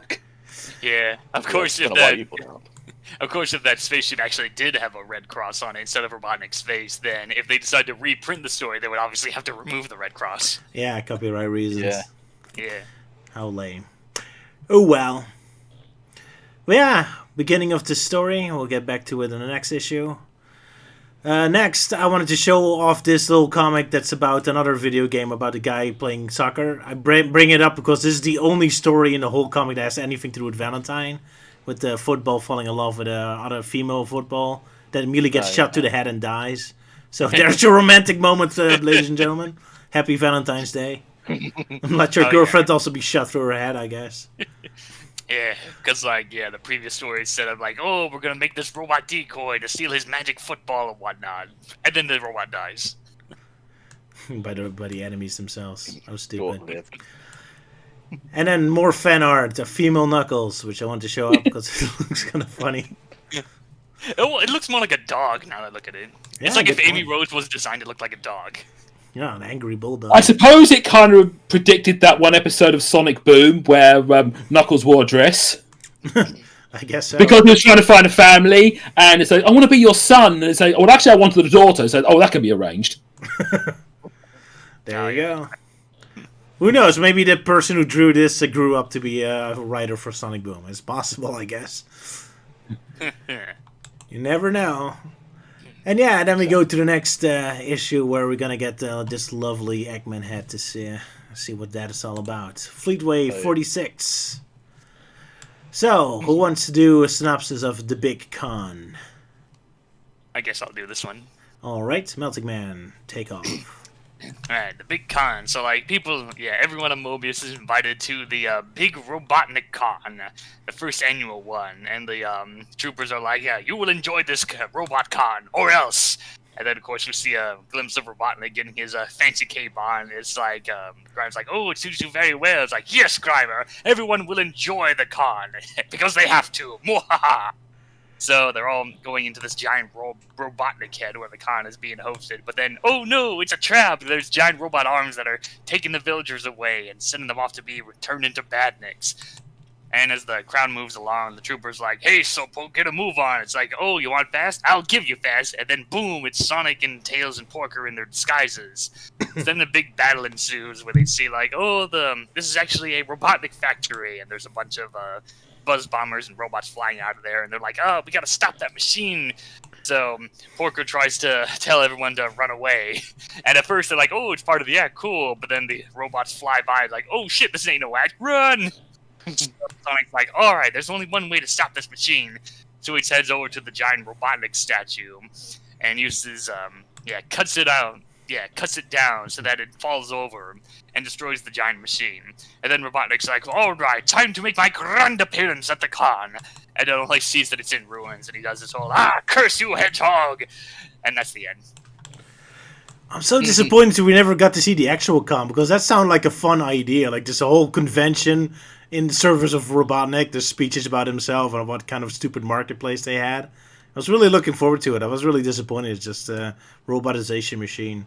But yeah, we guess we kind of talked about it just the last comic. Like, why do some people think Robotnik is like legitimate as an actual person you can respect?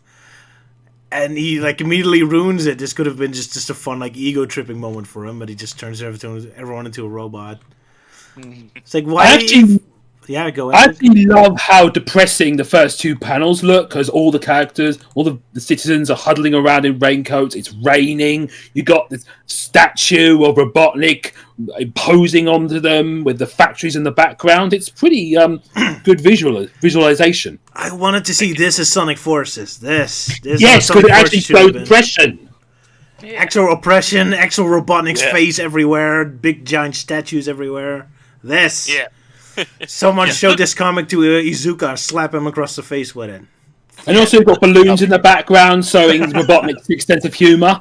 Exactly, that wonderful contrast. Like, it's super depressing, and then there's like balloons, and it's supposed to be a convention.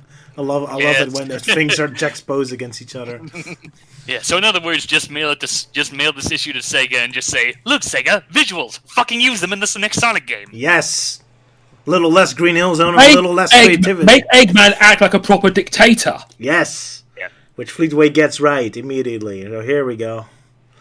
But yeah, like I said, I was kind of hoping to see an actual Robotnik convention. Unfortunately, it's just a stupid machine factory. That was a shame. I wonder why he even made a like a program and a menu, since he doesn't seem to use any of it. Because it's kind of funny, like they have this whole program, like, oh, this point in time, Robotnik has a speech about oh, he's awesome, and after that, there's another speech about Robotnik's awesome, and then we never get to see it. I wanted to see those speeches. I want to attend this convention.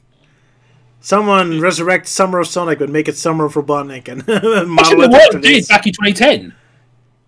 Yeah, exactly. Because of Euan cosplaying as Robotnik, and like he won. Yeah, Euan, you should have taken over Summer of Sonic right then. I know. Turn it into this. But I'm not confident enough to be Eggman anymore. Ah. Besides, I had to shave off all my hair just to win. Yeah, your mom was not happy about that. Nah, having a mental breakdown at that point. So you went the extra mile of doing it rather than just finding a ball cap. Yeah. Yep. Because I can't. Because all the bald caps in the world are rubbish. Yeah, true. Euan has a special hat that can't wear any hats. Yeah. Tragedy. Was an awesome cosplay. But yeah, that's for another time. Yeah, anyone else has something to say about this awesome convention story? I think so. I can't think of anything. Then I guess we move on to the next story. Although I have to point out Robotnik's face in the final panel when you see him. I love that, how dumb he looks. When he sees Oh, his yeah. statue of Bro. I always Oh, love yeah, it when Robotnik is shocked or sad. And then at the end, he's like, "Curse that hedgehog," which I guess is Fleetway Sonic's version of "I hate that hedgehog." I guess I haven't seen this show. Oh, they would have used that one. Oh well. Close enough. Have to bring up Yeah. Rystar was out. For another important part of Sonic Team's history. Yeah. Although, funny enough, Sonic Fleetway doesn't seem to know this is made by Sonic Team. They never mention it. Yeah. Well, the fact, like it said in the negatives, it says looks familiar, but not putting two together. Even though it doesn't really look like Sonic that much, to be honest. Nah. It's way more detail. I kind of wish Sonic had more graphics like this. Rice really had awesome graphics. But yeah, so point in history, Rice was released. Good to know. On Valentine's Day, what a nice gift. And we get back to Cybernik. Luke, you want to tell the story again? Okay, so basically, Shorty is almost going to become a Cybernik because, like, once he becomes a Cybernik, he'll never be freed and he'll be forever his slave. But of course, like, ooh, there's a very creepy-looking Grimer there, looking very realistic. Yeah, maybe a more rather controversial Grimer with how his eyes are closed. Yeah. Though it's kind of, though I do think it's a bit weird considering the fact, like the Big Con comic is done by the same artist that's doing this story. Ooh, they had a busy week then. Yeah, Roberto and John. Oof, that's a lot of hard work. I don't know why I just said it like that, like Roboto and John.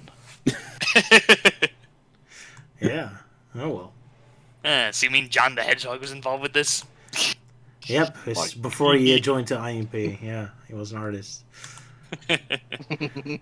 So anyway, as he was about to be fully processed, Shorty tries to resist the brainwashing, but at the very end, he becomes his servant.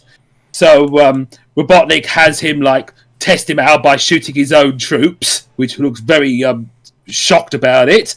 So I mean, Robotnik's a bit like, no, shame to have to waste that trooper, but impressive demonstration. So he decides to send him on a mission by leading these badniks to attack the Emerald Hill Zone and take no prisoners.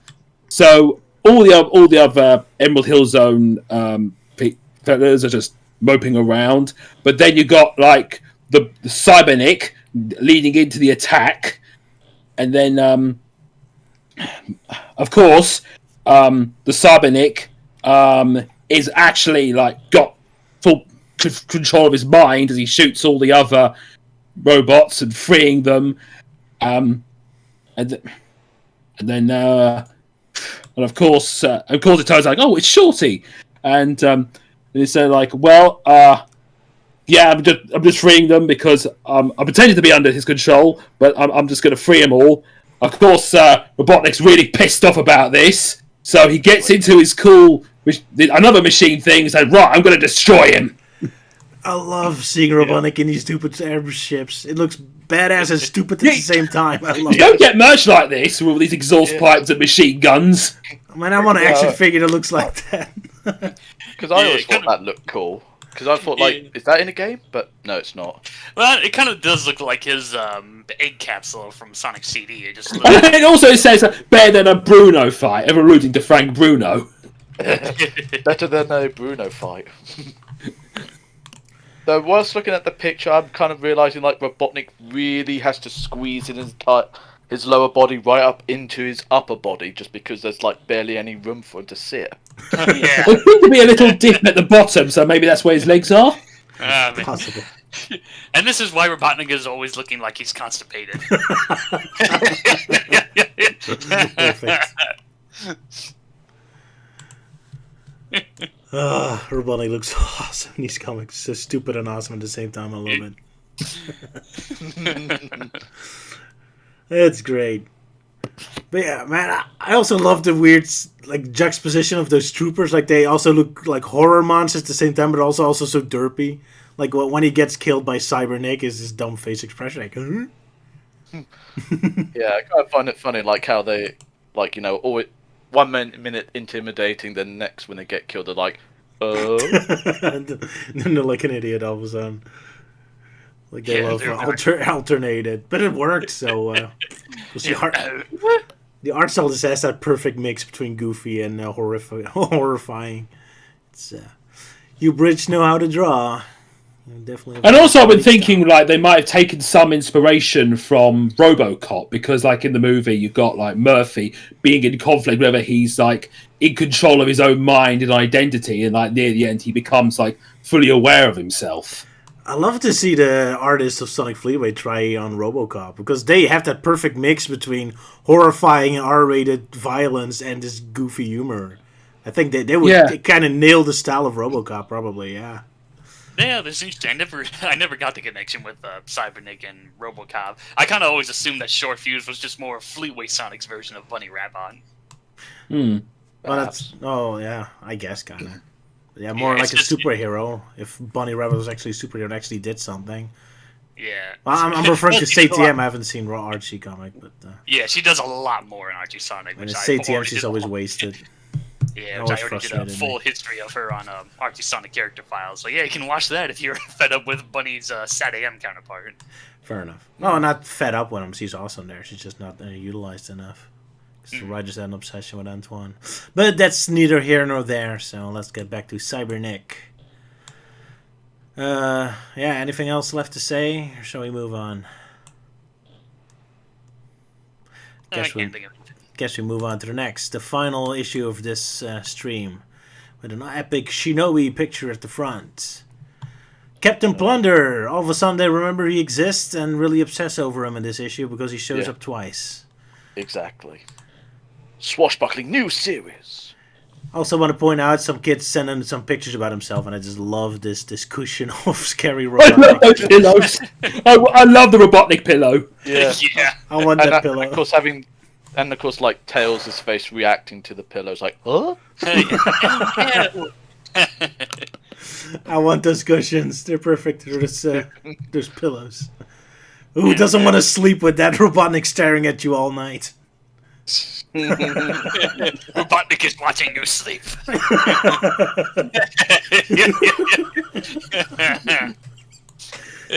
That's his face expression when he saw Chris Thorndike's shower scene. Obey me or feel the wrath of my constipation.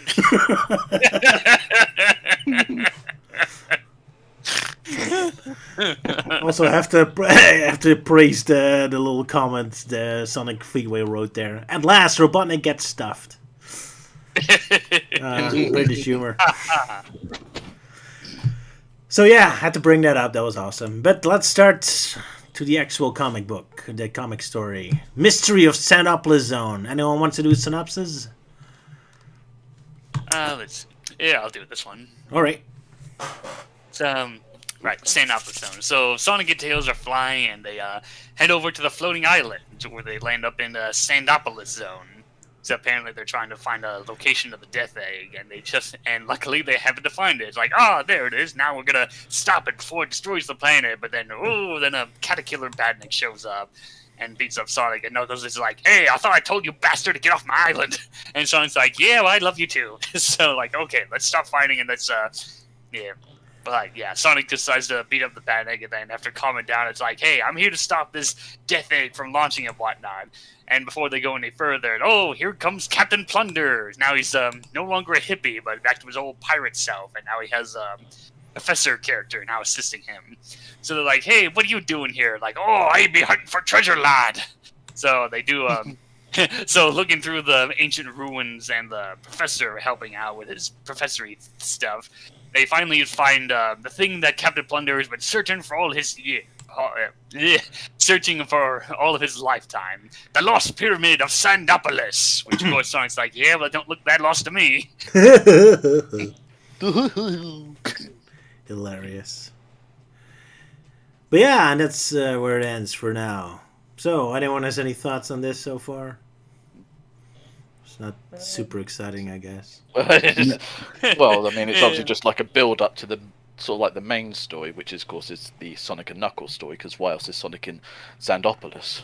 Yeah, it's just a way to bring in the Sandopolis zone from the game into the comic. Yeah. Yep. Yeah, it's pretty awesome. Looks good. Yeah, the art style is awesome as usual. Coloring. Yeah, of course, with like Knuckles' like reaction to like seeing Captain Plunder for the first time. It's like, huh? It's like it's like adorable sort of thing. Yeah. Ah. I do like how detailed the Caterpillar looks because it looks very intimidating. That is very impressive to make those stupid robots actually look intimidating. But yeah. Leave it to the British to do it. Yeah, especially with how the teeth are designed. There's like some going up and some going down, yeah. That's a whole lot different than how they look in Sonic Lost World, that's for sure. Yeah, more threatening and not that stupid cheapified look. Yep.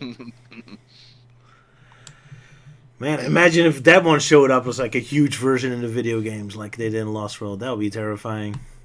But then as soon as he's destroyed, he has this stupid dumb face expression again. So as usual, we go from super intimidating to super doofy in a second. Yeah.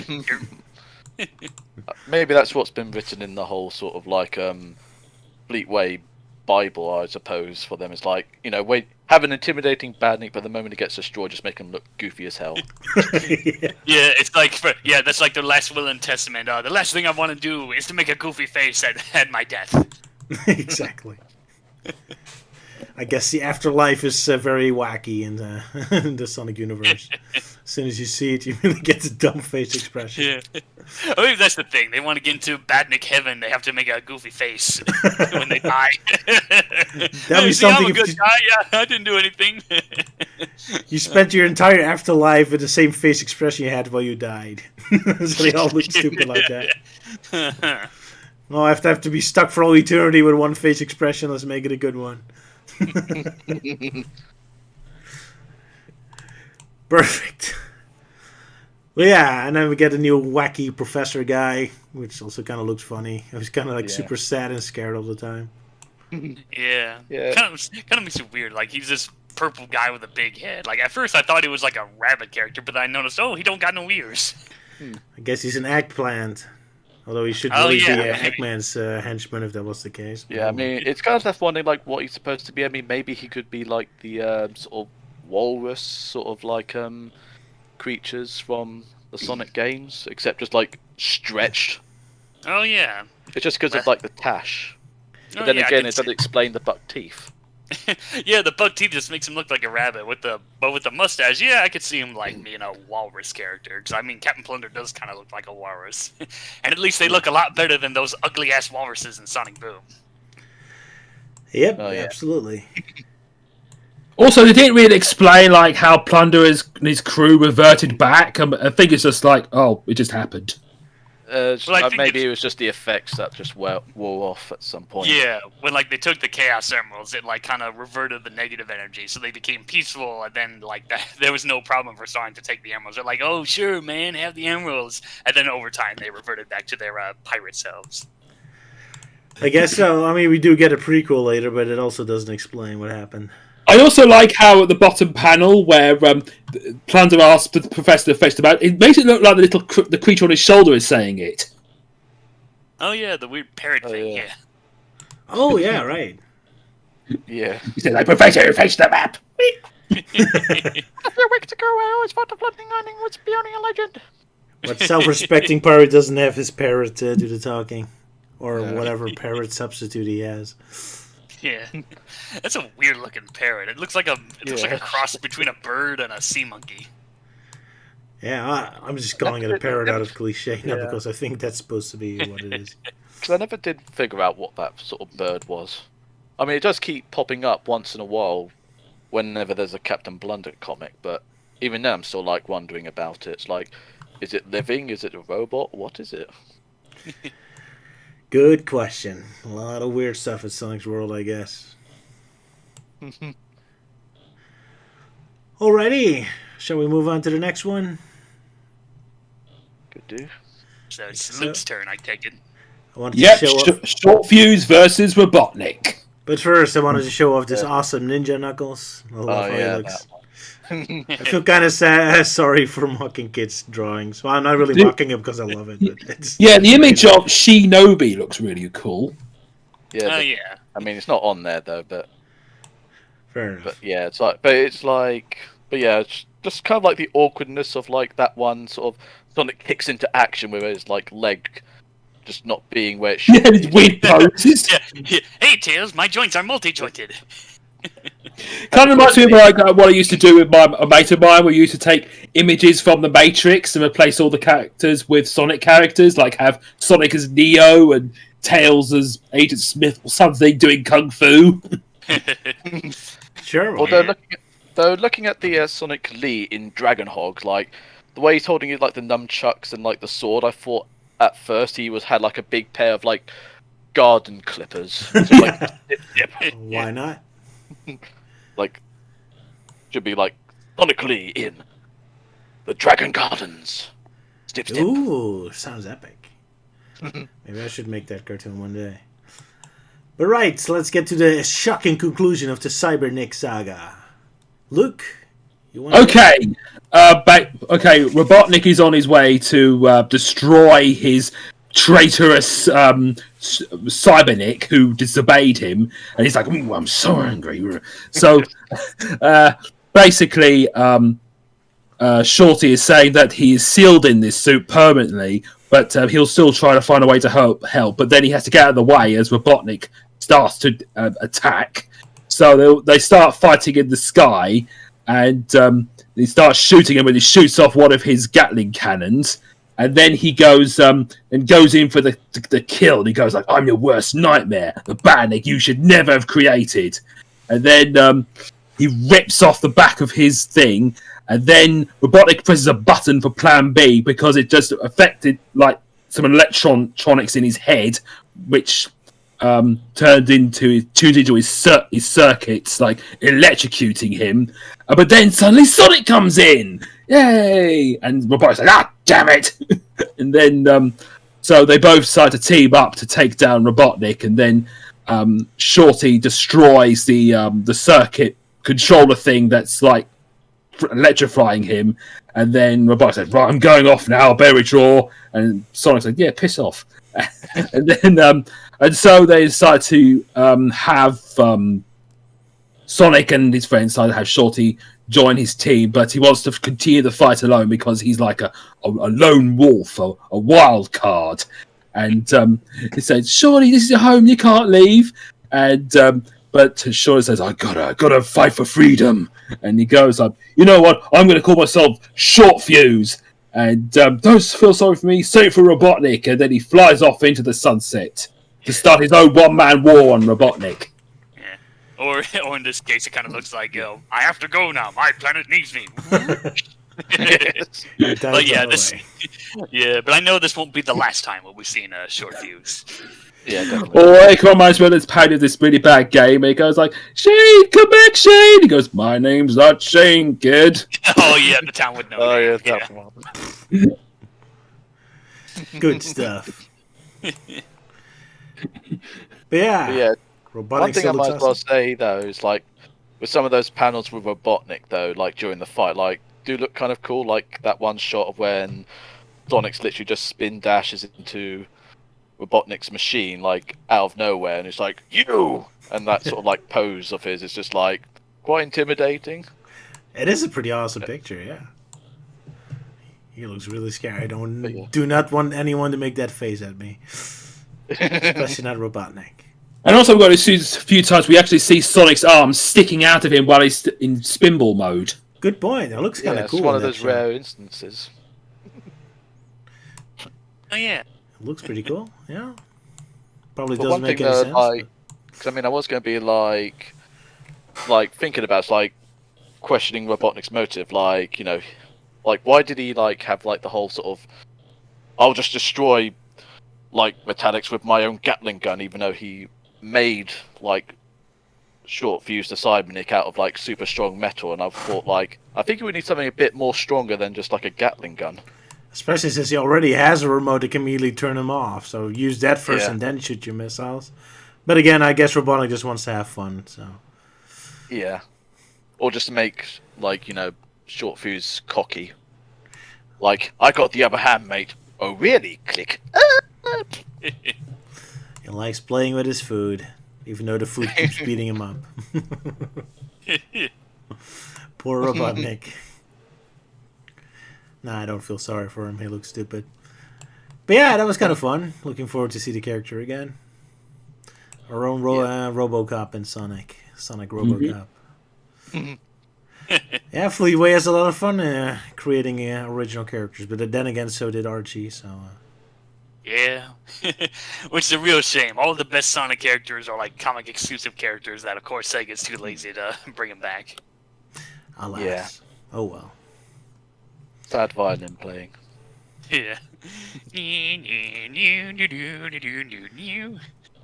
Oh well, just put him in a fan game, I guess. Although I've never seen a Fleetway character show up in a fan game. Guess that's Unless my it's Sonic game. with a Blast 2. Yeah, unless it's me doing it, I guess. Although I haven't used any Fleetway stuff either yet. How naughty. Yeah. I mean, there was like, I was going to mention at one point when, with your one section where like the characters are going through like the Echidna sort of like Echidnopolis from Archie, and yet you had all those gun drones around, and I was going to say like, maybe I should tell Roger that he should include the floating island guardian robots instead, but we're not there yet, so maybe another time. Oh yeah. Sorry. Not your fault. I should have just said something. Yeah, I'm sure there exists like mods in Sonic Roboblast 2 with featuring characters from Fleetway Sonic. Haven't seen them, but Yeah. who knows? Maybe some other time. All right. Anything else to say about our RoboCop hero, Cybernik? Yeah, so far I'm digging Short Fuse. It has a cool design and all that. All I have to say is Yeah. I want an action figure of a Robotnik sitting so stupidly in his dumb little egg machine. I mean, it looks like kind of things we get in like a McDonald's toy. Exactly. Oh yeah. You know, Funny enough, the first time I actually heard about or seen Short Fuse was actually in Archie Sonic, where specifically in issue 134, where apparently the artist John Gray decided to have some fun by throwing in cameos of characters from Fleetway Sonic. So they had Short Fuse and Techno and all that. So in other words, that's the closest you're ever going to get in seeing an official Archie and Fleetway Sonic crossover. Ah, that's nice when they work together. Oh well.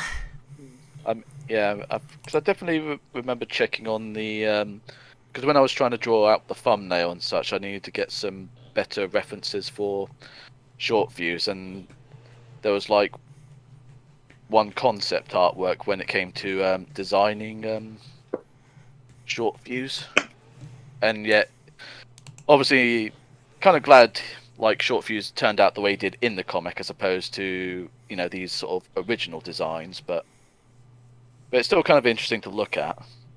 Yeah, Interesting. I'll have to check those out later. yeah, I mean, I popped up on the chat there. Oh, someone mentioned it in the chat. No, like in the Discord. I I don't see them. Yeah, was it like something you posted a while back or just recently? Oh wait, I realised that what the problem was. I sent it to the wrong person. Oh! Awkward. Yeah, I don't remember you Uh, sending any. Yeah, Okay, I mean, I was like, because it's like, because I realised I just left it. on he does look a Sylvia's bit page. more scrolly there. Yeah, but still got like the actual sort of like red sort of like what's it called, crest or whatever on his head. Because that seems to be like a prominent thing they decide to keep. My wife It kinda asked looks how he like- goes to the toilet. He probably borrows Robotnik's Eggmobile. I was told there's like things that like in the way that processes all the waste Yeah. stuff. Oh, Yeah, because there is because I think it is brought up at some point later on in a future issue about how do you go to the toilet. Seriously, they bring that it's a up? long story. Yeah, they did bring it up at one point about how do you go to the toilet. That's I I think surprising. because I think in one of the I think maybe it was a summer issue of like the Sonic comic where they had like a sort of like picture diagram, like a cutaway of sort of like what's inside like the Cybernik suit. All right. But I don't Oh, think yeah. it makes any mention about the toilet part though. Oh yeah, I do remember there was a diagram somewhere in Fleetway Sonic where they show like the inner workings of short fuse. So like half of it is like the outer shell, and the inside you see like the. I remembered when I was younger, I remember always wondering, like, how does Darth Vader go to the toilet? And I think I'm reading this book, and it was like, it explains how, like, he has a catheter in his side, his what's it, and he has like a butt flap behind his pants. Yeah. So glad we know these details. Then of course there was that Robot Chicken sketch where Darth Vader tried to use the toilet and kept pushing like buttons that did all these different things, like rollerblades, his helmet comes off and stuff. But does Darth Vader really need to go to the bathroom because his original body parts are gone, right? Well, only his legs and arms are all gone, and he's also burnt up as well. I thought most of his were. Well, he probably still uses has to like take in fluids and food moisture as Oh, well. yeah. Okay. Though it does make you wonder if his dick was burned off in the lava or not. Probably, yeah. Yeah, probably. Maybe that's why he was screaming in pain. And that's why in his tank water is like really filthy looking. Ugh. Well, a way to make Darth Vader less cool. Oh well. Overthinking details. Join the dark side, Luke. Does it have does it have public toilets? No. Well, screw you, Vader. And that's why Luke doesn't join the dark side. Yeah, you don't want to know what the toilets on the Death Star look like. They don't really care about like sanity rules in there. Yeah. I mean, they have a cafeteria, but the toilets are not that good. Yeah. You've seen the waste disposal, yeah. Yeah. No, I think we now know why that random like mini robot is running around. He's the Death Star's official pooper scooper, because there's no toilets on the Death Star.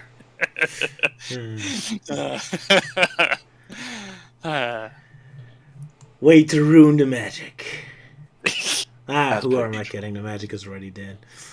Anyway, anything else left to say? Other than this is Amy's only appearance in those 3 comics? Yeah. Well, I don't know if that would be unrelated, but there is this Captain Plunder story, and there's this really cool image of all the pirates on the ship ready to invade Robotnik's ship. I just love the pirate on the mast ready to get out his pistol, and it kind of has that Treasure Planet vibe to it. Absolutely, yeah, that's the comic we're going to talk about now. So, you want to talk about this one? Captain Plunder and his Sky Pirates, Part 1. Well, I've already talked about the short fuse. I thought I'd let someone else do it. Fair enough. I suppose maybe I could give it a go. Sure, go ahead, Euan. You tell the pirate story. Say it in a pirate voice. Yeah. So it's the don't entire do time. Just pretend it's talking like a pirate day. Nah, sorry, just talk normal. Well, we have here, as you can see, mateys, like a gigantic blimp with Robotnik's face on it. No, not going to do that. That's too much work. But yeah, basically a large airship is flying over the mountains with Robotnik's face on it, and Robotnik is having a party with his fellow supporters, but then suddenly they get invaded by pirates, by Captain Plunder. And of course he orders the attack, and everyone just charges in, smashing through the windows and like holding people hostage and capturing Robotnik, who's after the treasure that he's carrying. And Robotnik reluctantly shows where it is, but he can't. But he refuses to basically open it. So he has Grimer go through the vault door, much to Robotnik's like surprise. But he believes with him being a ghost, there's no way he can open the door from the inside. But it's revealed that Grimer has some form of Telepathy? powers of like he's like a poltergeist, I suppose. So basically, he's capable of like making things move without touching them. And sure enough, he opens up the vault door, much to Robotnik's sort of like, no! Which is like a very funny face of his there. Yeah, this whole comic is non-stop funny faces. I actually love the design of the crew, especially the pig character. He's always screaming psychopathically. It's awesome. Yeah, and then... There's half a dozen flame battlers closing fast off the starboard bow, Captain. Exactly. So basically the pirates are moving out all the treasure, and of course the pig says like, "We've got flying bandits closing in on us, Captain," and he's like, "Take the loot on board, I'll catch up." And then later on Plunder's ship, like Flinch basically just thanks like Sonic for the tip off, and of course Sonic wants to speak to the captain, but everyone realizes like, "Hey, wait a minute, where's the captain?" And they realize they left him on board the ship as he's surrounded by all the troopers.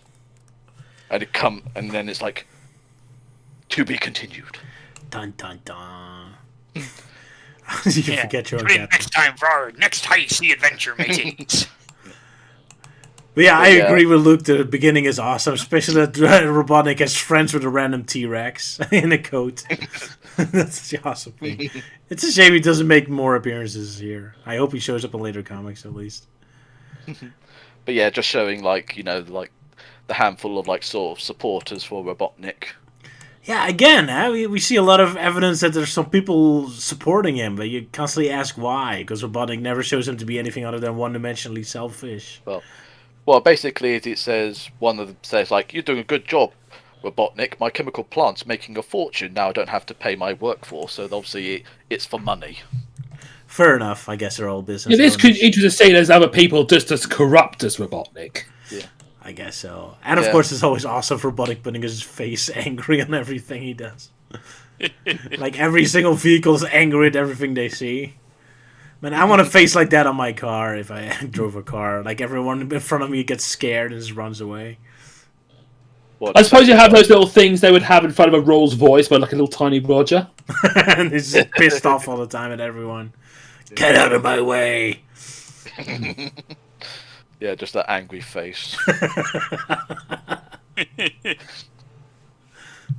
But yeah, obviously I mentioned it already, but I just kind of find it funny of Robotnik's expressions in, like, with the vault and such, like, "What? No, no!" Yeah, like kind of psychopathic, like Judge Doom kind of eyes. Written and drawn by the scriptwriter Nigel Kitching, is it? Yeah, Nigel Kitching. Who always seems to draw like the more wacky sort of cartoony styles of the And I can tell he really enjoys drawing pirates. Yeah. Absolutely, yeah. Especially with like the sort of like all those panels of like the crew literally just hanging on every single part of the ship, just wanting to board it. Yep. Because there's like one of them like on the mast, and he's like, Yeah. "What's going on there?" Because like the one on the right's like clinging on for dear life, but yet he's still holding a sword. Like, "I'm about to fall off, but I'm gonna back the ship." And also has like a bajillion cannons on it. Overcompensate much? What? That guy? Look at him. He looks so subtle and restrained. Captain Plunder's ready. Yeah, the Blue Typhoon's ready for anything, and so is Captain Plunder. Exactly. I want to see Captain Plunder take on a Blue Typhoon in Sonic X. Absolutely. Oh yeah, someone needs to do fan art of that. Yeah, Blue Typhoon versus Captain Plunder's ship. We finally it got our happen. Skies of Arcadia thingy with Sonic. Yes. Or you could do a Sonic River Blast 2 level about it. Oh, Yeah, I guess I should. Ooh, if my art cell can handle that. Well, I'm imagining like Luke will obviously be jumping, holding his hand up, saying, "Roger, I want to voice Captain Plunder." Yes. And you can choose to be on his crew. Ooh, nice. Yeah.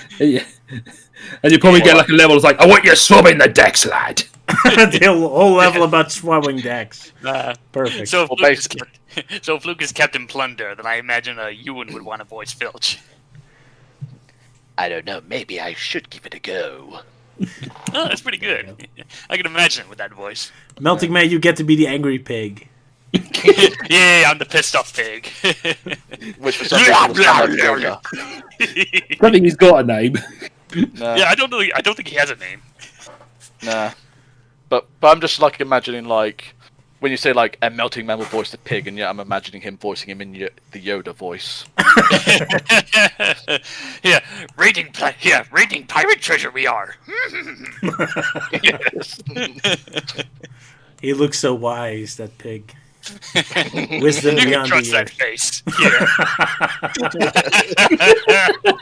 Yeah, he's a very trustworthy guy. You know? He has an honest face on him. You does a snort. Yes. Hence why Roger It's not chose you that to eyeball. voice It's it. like clearly trustworthy. He's Yeah. going, oh. Good Yeah. times. Maybe he's King K. Rool's long lost cousin. Who knows?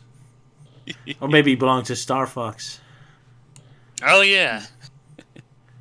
Yeah, the rejected pirate from the rejected member of Star Wolf. Yeah. There you go. Star Pick me. Plunder. Well, I guess we're through our stories for today. I feel kind of tired, so it's about time to Yeah. wrap up.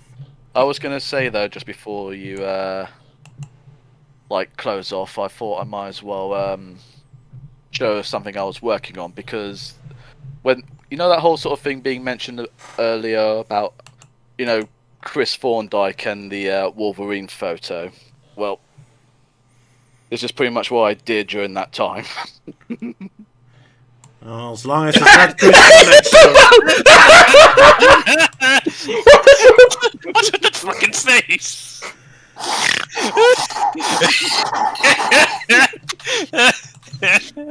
What a Bennett. Yeah. Man, he blame- really fucked himself yeah. up just to impress Sonic. Yeah, it's just the face though. It's like I just thought I'd at least keep it looking like Wolverine's expression. But yeah, I think it was who it was, Lollius Wolf that said like, oh great, now I want someone to draw that, so there you go.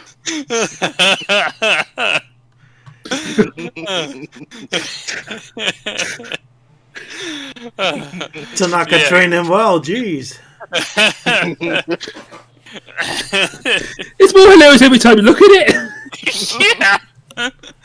Yeah, it's funny because that face just kind of looks like really unimpressed. He's like, "Oh, I wanted a picture of Sonic. What the fuck is this?" Well, I always kind of wondered, like, because I mean, at least with Wolverine, like, it's sort of like, it's almost a somber sort of moment, but yet with Chris, it's just like, Yeah. Well, on the plus side, at least he's wearing his clothes, because otherwise we'd be having another shower scene. yeah. Like, no one wants to go through that again. Yeah, poor Euan having to go through therapy after watching that episode. Naked Chris is not real, Euan. He will not hurt you. You'll never hurt anyone ever again. Wow, I'm surprised you managed to draw that. Didn't your eyes burn while working on it? Well, it's more sort of like zipping back and forth every time to see what was happening with the comic and such. Yeah, that is hard work. I wonder if the world can handle this. I'll probably just pop it up on Twitter or something. All right. Leave it up to people what people think of it. Also, I'm so glad that Melting Man is finally going to go around to like looking at Seconnery. Yeah, I wanted to. I posted a thumbnail for one of the episodes I'm working on because I wanted to show this off in the stream. So yes, I'm finally getting around to doing Sir Connery, but right now I'm going to be doing Cortez and Null first, which that one's going to be interesting. Those are actually characters that were scrapped from Archie Sonic that were going to be featured, but they happened when the comics were canceled at the last minute. So it's going to be interesting. It's a little different from how I normally structure the videos, but yeah, once that's out of the way, then I'm finally going to cover Sir Connery, where he has a short history, so I decided, I'll just throw in a bunch of these one-shot villains that are like magicians and evil things, because he has a bit of a history in fighting them. All right, there you go. So those are to be viewed on your channel, your YouTube channel. Yeah, my YouTube channel for Archie Sonic character files, where I look through the different characters of Archie Sonic characters. Where first I talk about their like history in the comics, and then I talk about my personal opinions on how I think about them. Alrighty. And is he going to turn into a secret agent, Sir Connery? Well, something does happen to him, but that's going to be for spoilers, so wait until I eventually get around to doing this one. Anyone else wants anything to plug? No, I'm good. I mean, thought might as well just leave that picture link for you to put up on the stream of Ellis sort of Sonic Legacy thing she's doing. Yeah, Elise wants to plug in her series. Yeah. Yes, Elise, our occasional guest on the show, is working on a Sonic Adventure, or actually the whole series of Sonic from Sonic Adventure on fan fiction recreation in her own terms to make it all work in one cohesive timeline. So she's writing that, so I guess you can check it out if you want to. Yeah. And Euan is helping her with it. You're her test reader or something? Yeah, the guinea pig. You're the guinea pig. Yes, so I'll put the link down below. Still have to add links later. But yeah, so check that out if you're interested. Luke, you have anything to plug? You worked on anything this year? Not at the moment. One thing I am planning to work on is being last year I tried to do throughout the ages versions of Guybrush Threepwood and LeChuck after playing Return to Monkey Island. I've already completed Guybrush, and I'm going to try and make a start on doing LeChuck. Awesome, they're always fun. Your timeline of characters.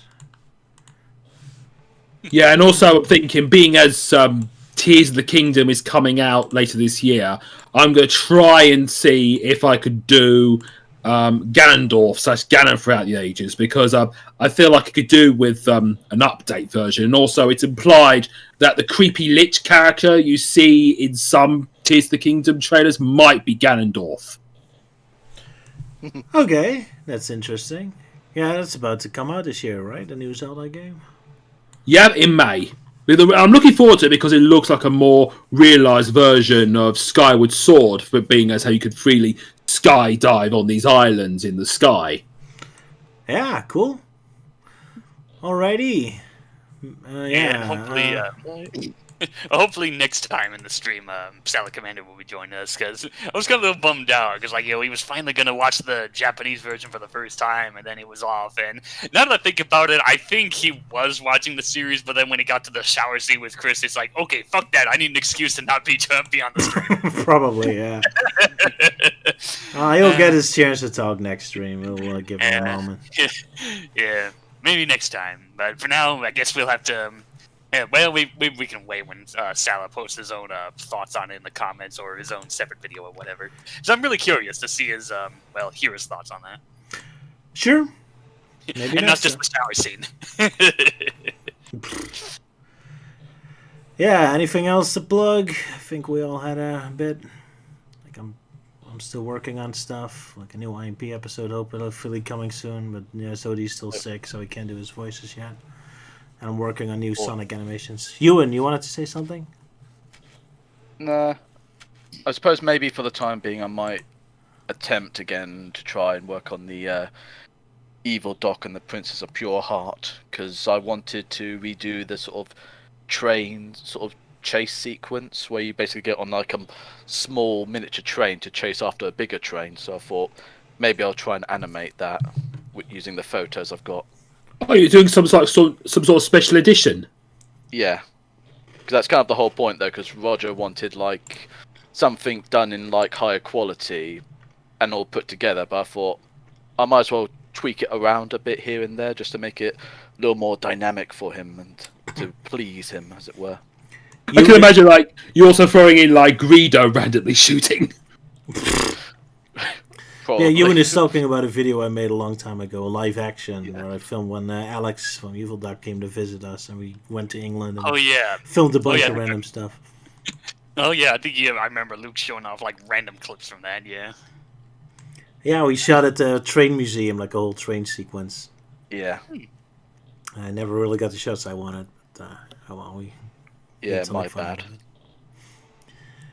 Maybe one day we should refilm that and just make it new, because I love the idea of using a toy train to chase an actual train, but I didn't have the talent and skills and thoughts yet to make it realized properly. Oh well. But yeah, plenty of other stuff coming, so including more streams, of course. So happy 2023. Hope to be more productive this year. Last year was pathetic. Yeah, 2022 for me was just more focused on how to get, getting more used to using Adobe Premiere as my current video editing program, which I really got to show off on how much I could do with my April Fool's vids I did. So yeah, this year I'm already doing one for Archie Sonic character files, which is going to be interesting, but that's for another time. Fair enough. Yeah, I might do a Sonic Prime dissected video, like a proper dissected video. Probably. Elise wants to join that one. And I probably should have Luke back on, because he hasn't been in a proper dissected video in an eternity now. Nope. Poor Luke. And maybe a Sonic Movie 2 dissected then? Yeah, that's also still time in limbo will tell. somewhere. So much stuff to do, so little time. Oh well. Yeah, it feels like that's like the calm other thing I'm yourself. going to be pestering you about. It's like, yeah, if it's not that, then it's the whole deal of, when you're going to salvage their parody of Kingdom Hearts Coded, rather than keeping it DA exclusive for all eternity. And I never did upload it. I should do it then. Yeah, you never uploaded the, Kingdom Hearts Cheat Coded. It's only been a DA exclusive, and, Flash is gone and whatnot, so it only just shows the preview image, and the file's still there, but when I try to doing it, it just gives me this message like, oh, this file's going to corrupt your computer, blah, blah, blah. So, yeah, so far it's the only Kingdom Hearts video that's never surfaced anywhere on YouTube. And I still have so many Kingdom Hearts videos to make. I've been so motivated. Haven't been motivated. I have so much stuff to do. It's not fair. Hey, it's a new year, so might as well start it off, eh? I guess maybe I should ask more people to draw for me, do more collabs. I kind of am at the moment, but yeah, that's for the future. Anyway, had a good talk. See you guys now in 2 weeks again, or maybe early if I finish something. See you guys, and happy 2023. Goodbye. Cheerio!